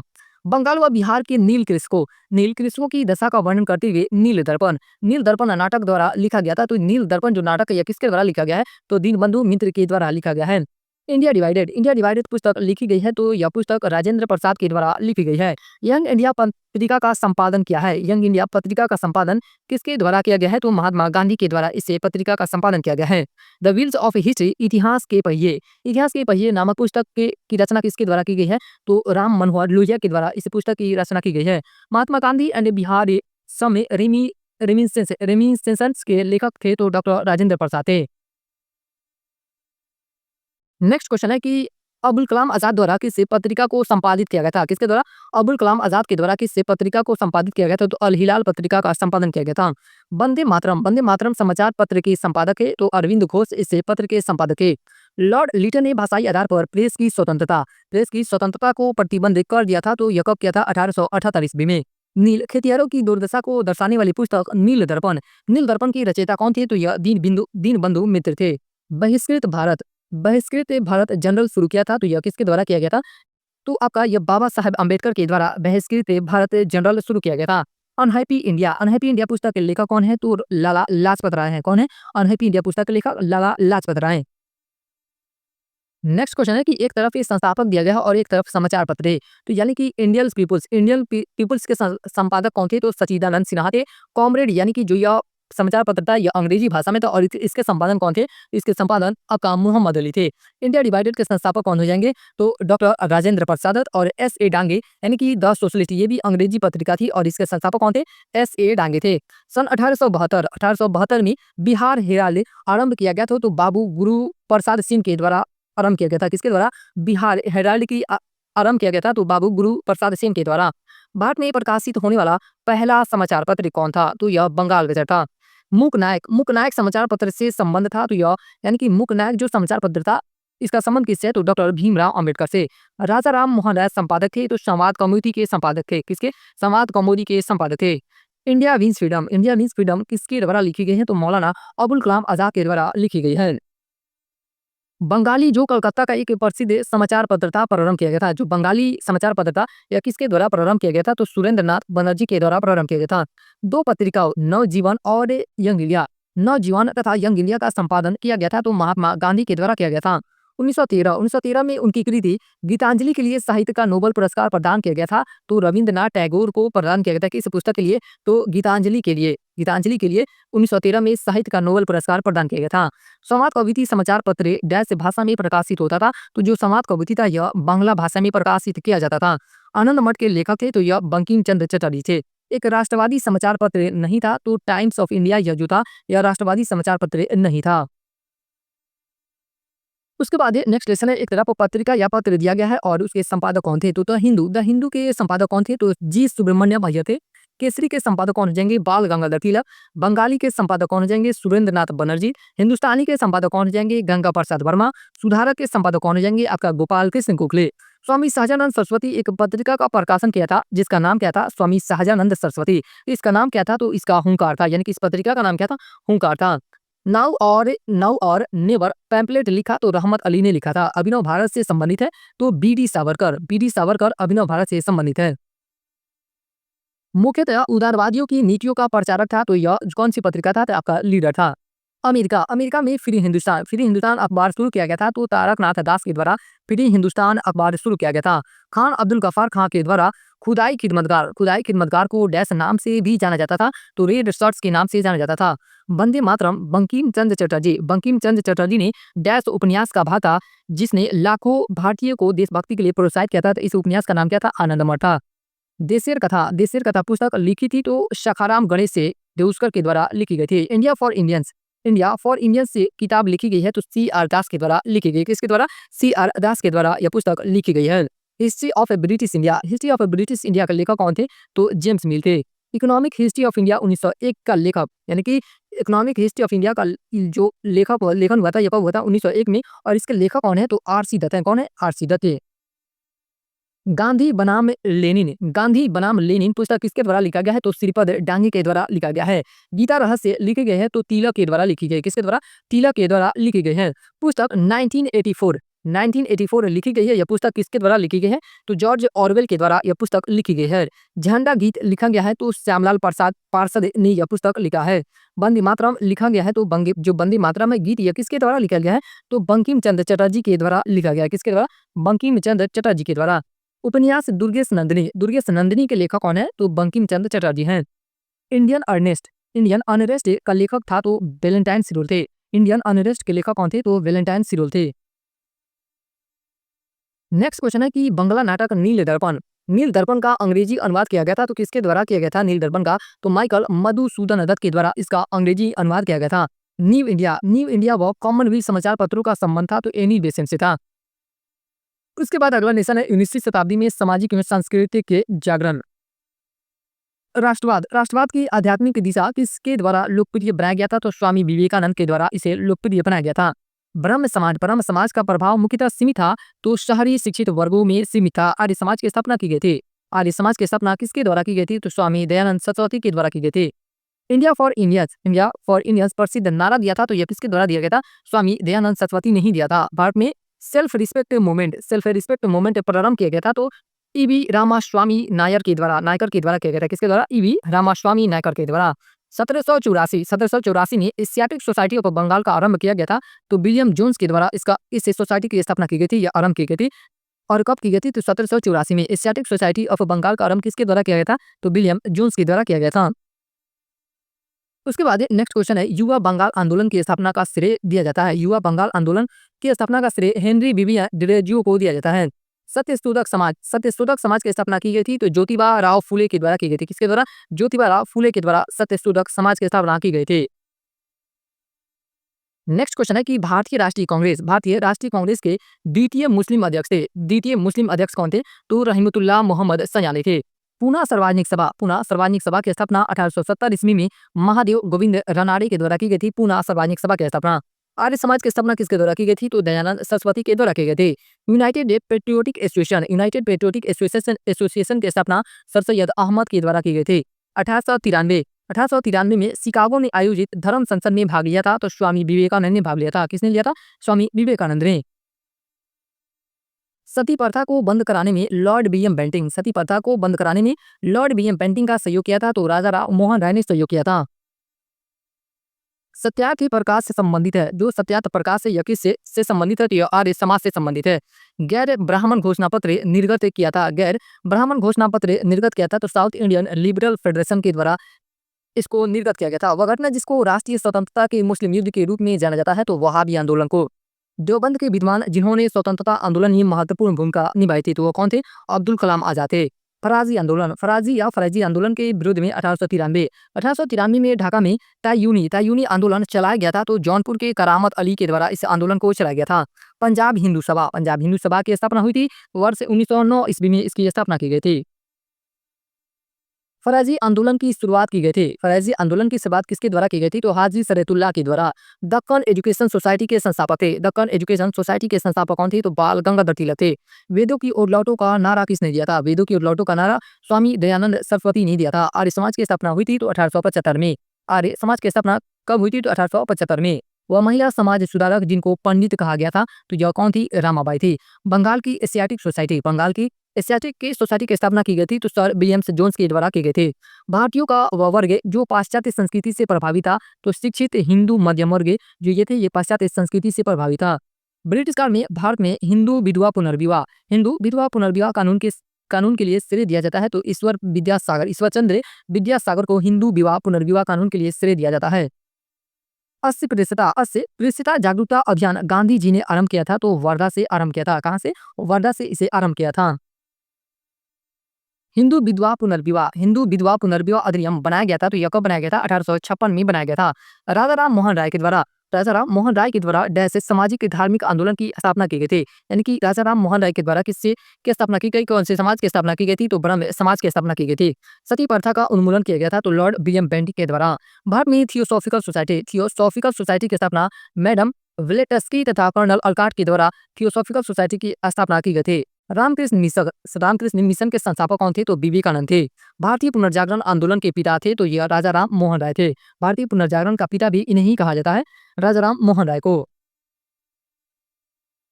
नेक्स्ट क्वेश्चन है कि प्रार्थना समाज के संस्थापक थे। प्रार्थना समाज के संस्थापक कौन थे? तो आत्माराम पांडुरंग। कौन थे? प्रार्थना समाज के संस्थापक आत्माराम पांडुरंग। भारत में नारी आंदोलन प्रारंभ हुआ था, तो ज्योतिबा फूले की प्रेरणा से। राजा राम राय द्वारा ब्रह्म समाज की स्थापना की गई थी, तो 1828 ईस्वी में ब्रह्म समाज की स्थापना की गई थी। सत्यार्थ प्रकाश की रचना की गई थी, तो स्वामी दयानंद सरस्वती के द्वारा इसकी स्थापना की गई थी, इसकी रचना की गई थी।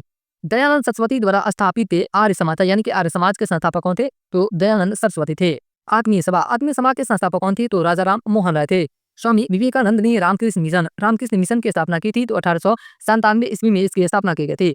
19वीं शताब्दी के उत्तरार्ध में नव हिंदुवाद के सर्वश्रेष्ठ प्रतिनिधि कौन थे? तो स्वामी विवेकानंद थे।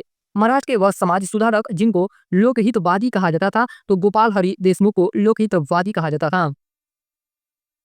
भारत में सती प्रथा प्रतिषेध कानून पास किया गया। भारत में सती प्रथा प्रतिषेध कानून कब पास किया गया था? तो 1829 ईस्वी में पास किया गया था। स्वामी दयानंद सरस्वती का जन्म हुआ था। स्वामी दयानंद सरस्वती का जन्म कहाँ हुआ था? तो गुजरात में हुआ था।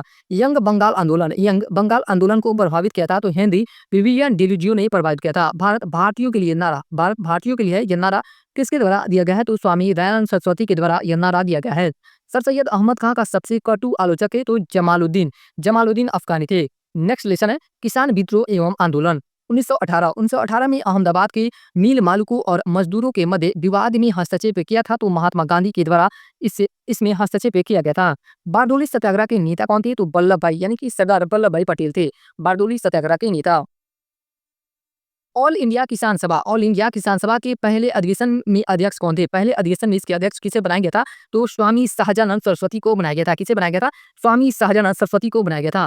1859 के भारतीय उच्च प्रवास अधिनियम ने निर्धारित किया था कि बागान श्रमिकों को बिना अनुमति के चाय बागान छोड़ने की अनुमति नहीं थी।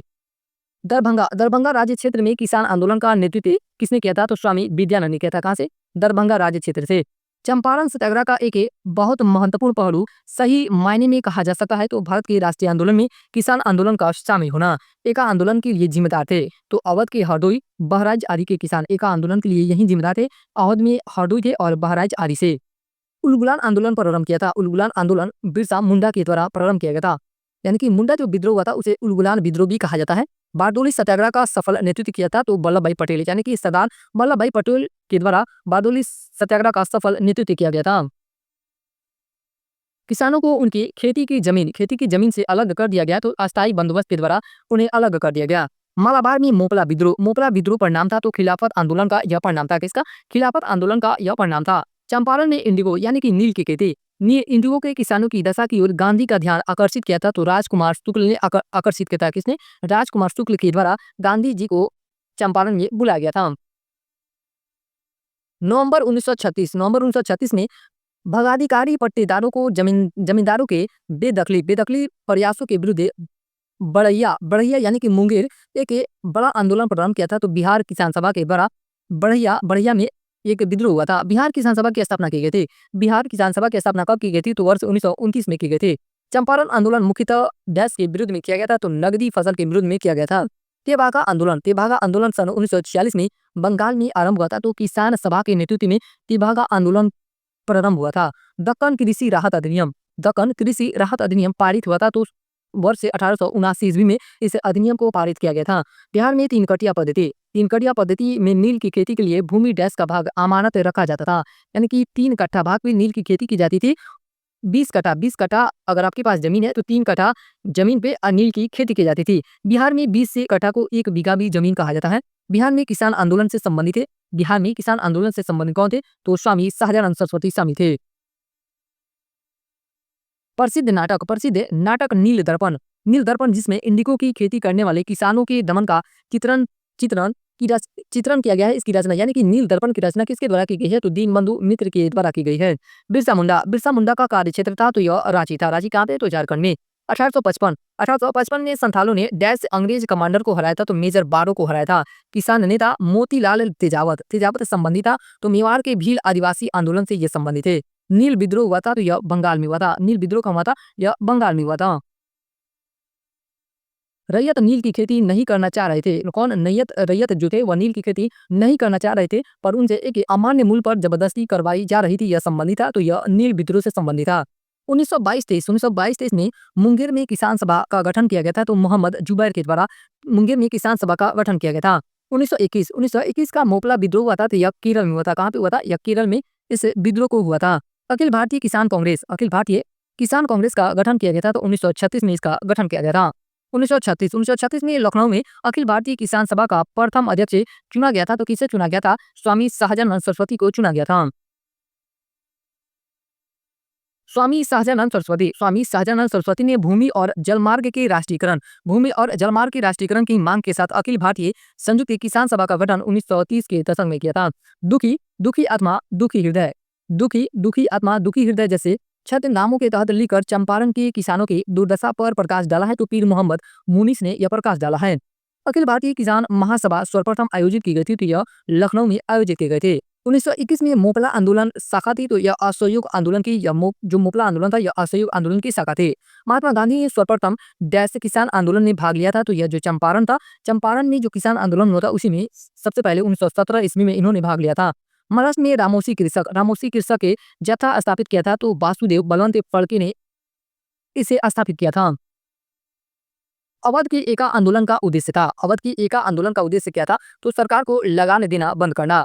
नई धोबी बंद सामाजिक के बॉयकॉट का एक स्वरूप है, जो सन 1919 में हुआ था, तो किसानों द्वारा प्रतापगढ़ जिले में यह चलाया गया था, नई धोबी बंद। महात्मा गांधी पर चंपारण सत्याग्रह के लिए अभियोग चलाया गया था, तो यह 1917 में चलाया गया था। कब चलाया गया था? 1917 में। चंपारण नील आंदोलन के राष्ट्रीय नेता कौन थे? तो महात्मा गांधी थे।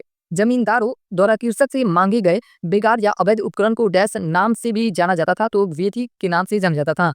शराबबंदी आंदोलन 1922 प्रारंभ हुआ था, तो सरदार वल्लभ भाई पटेल के नेतृत्व में शराबबंदी जो आंदोलन था 1922 में हुआ था, और किसके नेतृत्व में हुआ था? तो सरदार वल्लभ भाई पटेल के नेतृत्व में हुआ था। उसके बाद नेक्स्ट सेशन है कांग्रेस की पूर्ववर्ती संस्थाएं कौन थी, यानी कि कांग्रेस से पहले कौन कौन सी संस्थाओं का स्थापना हुआ था? एशियाटिक सोसाइटी ऑफ बंगाल की स्थापना किसके द्वारा की गई थी? तो सर विलियम्स जोन्स के द्वारा की गई थी। भारतवर्ष के प्रथम निर्विरोध एवं सर्वसम्मति से निर्वाचित राष्ट्रपति हुए थे, तो नीलम संजीव रेड्डी थे, यानी कि इनके विरुद्ध में कोई खराब नहीं हुआ था। मद्रास महाजन सभा की स्थापना हुई थी, तो वर्ष 1884 ईस्वी में इसकी स्थापना हुई थी। 1876 में इंडियन एसोसिएशन की स्थापना सुरेंद्र नाथ बनर्जी के द्वारा की गई थी। बम्बई प्रेसिडेंसी एसोसिएशन की स्थापना फिरोज शाह मेहता, बदरुद्दीन तैयबजी, केटी तेलंग और काशीनाथ त्रयंबक के द्वारा की गई थी। बम्बई प्रेसिडेंसी एसोसिएशन की स्थापना। इंडियन एसोसिएशन ने डैश का गठन करके राष्ट्रीय चेतना बढ़ाने में महत्वपूर्ण भूमिका अदा की, तो इंडियन नेशनल कॉन्फ्रेंस का गठन करके। इंडियन एसोसिएशन का नेतृत्व किया गया था। इंडियन एसोसिएशन का नेतृत्व किया गया था तो सुरेंद्र नाथ बनर्जी और आनंद मोहन बोस के द्वारा इसका नेतृत्व किया गया था। कांग्रेस सोशलिस्ट पार्टी यानी कि सीएसपी का गठन कब हुआ था तो 1934 में। नेक्स्ट लेसन है भारतीय राष्ट्रीय Congress. Congress socialist party CSP का गठन कब हुआ था तो 1934 में हुआ था। भारतीय राष्ट्रीय कांग्रेस के पहले अध्यक्ष कौन थे तो डब्ल्यू.सी. बनर्जी थे यानी कि भूमेश चंद्र बनर्जी थे। कांग्रेस समाजवादी दल की स्थापना कब हुई थी तो अक्टूबर 1934 ईस्वी में इसके स्थापना की गई थी। 1885 में भारतीय राष्ट्रीय कांग्रेस की स्थापना किसके द्वारा की गई थी तो ए.ओ. ह्यूम के द्वारा की गई थी। 1890 में कलकत्ता विश्वविद्यालय की पहली महिला स्नातक ने कांग्रेस अधिवेशन को संबोधित किया था तो वह कौन थी कादम्बिनी गांगुली थी। कौन थी कादम्बिनी गांगुली थी। भारतीय राष्ट्रीय कांग्रेस का पहला अधिवेशन कहाँ हुआ था तो यह बम्बई में हुआ था। कहाँ पे बम्बई में यह अधिवेशन हुआ था। 1922 में आयोजित भारतीय राष्ट्रीय कांग्रेस के गया अधिवेशन के अध्यक्ष कौन थे तो यह इसके अध्यक्ष चित्तरंजन दास थे। भारतीय राष्ट्रीय कांग्रेस की प्रथम महिला अध्यक्ष थी। भारतीय राष्ट्रीय कांग्रेस की प्रथम महिला अध्यक्ष कौन थी तो एनी बेसेंट थे। 1912 में पटना में होने वाले भारतीय राष्ट्रीय कांग्रेस के अधिवेशन के अध्यक्ष कौन थे तो आर.एन. मधुरकर थे। कौन थे आर.एन. मधुरकर थे। असहयोग आंदोलन को निलंबित किया गया था तो 1922 में असहयोग आंदोलन को निलंबित किया गया था। लखनऊ समझौता कब हुआ था तो 1916 में लखनऊ समझौता हुआ था। यह कहते हैं कि भारतीय राष्ट्रीय कांग्रेस की हंसी उड़ाई की यह एक बहुत सूक्ष्म विभाग यानी कि अल्पसंख्यक का प्रतिनिधित्व करता है। यानी कि यह कथन किसके द्वारा कहा गया है कि यह एक बहुत सूक्ष्म विभाग अल्पसंख्यक का प्रतिनिधित्व करता है तो डफरिन के द्वारा यह कथन कहा गया है। और किसके बारे में कहा गया है तो भारतीय राष्ट्रीय कांग्रेस के बारे में कहा गया है। अखिल भारतीय राष्ट्रीय कांग्रेस कमेटी की बैठक को दर्शाता है जहां संसदीय बोर्ड के गठन का फैसला लिया गया था तो 1920 से नागपुर में इसका गठन का फैसला लिया गया था। नरमपंथियों द्वारा उपयोग में लाई गई प्रार्थना याचिका और विरुद्ध की पद्धति को गरम दल के नेताओं ने नाम दिया था तो भिक्षावृत्ति की राजनीति का नाम दिया था। भारतीय राष्ट्रीय कांग्रेस के प्रथम मुस्लिम अध्यक्ष कौन थे तो बदरुद्दीन तैयब जी थे। कौन थे बदरुद्दीन तैयब जी। सूरत विभाजन कब हुआ था तो 1907 में। सूरत विभाजन के बाद भारतीय राष्ट्रीय कांग्रेस पर नियंत्रण हुआ था तो नरमपंथियों का नियंत्रण हो गया। 1888 में इलाहाबाद में डैश से राजा ने भारतीय राष्ट्रीय कांग्रेस के चौथे अधिवेशन के संपन्न होने में बहुत ही बहुमूल्य सहायता प्रदान की थी तो दरभंगा के राजा ने। अधिकतर नरमपंथी नेता कहाँ से बिलोंग करते थे तो शहरी क्षेत्र से। भारतीय राष्ट्रीय आंदोलन गरमपंथियों के प्रभावाधीन आया तो 1906 के बाद आया था। कब आया था 1906 के बाद। 1947 ईस्वी में भारतीय राष्ट्रीय कांग्रेस के अध्यक्ष कौन थे तो जे.बी. कृपलानी थे। कौन थे जे.बी. कृपलानी थे।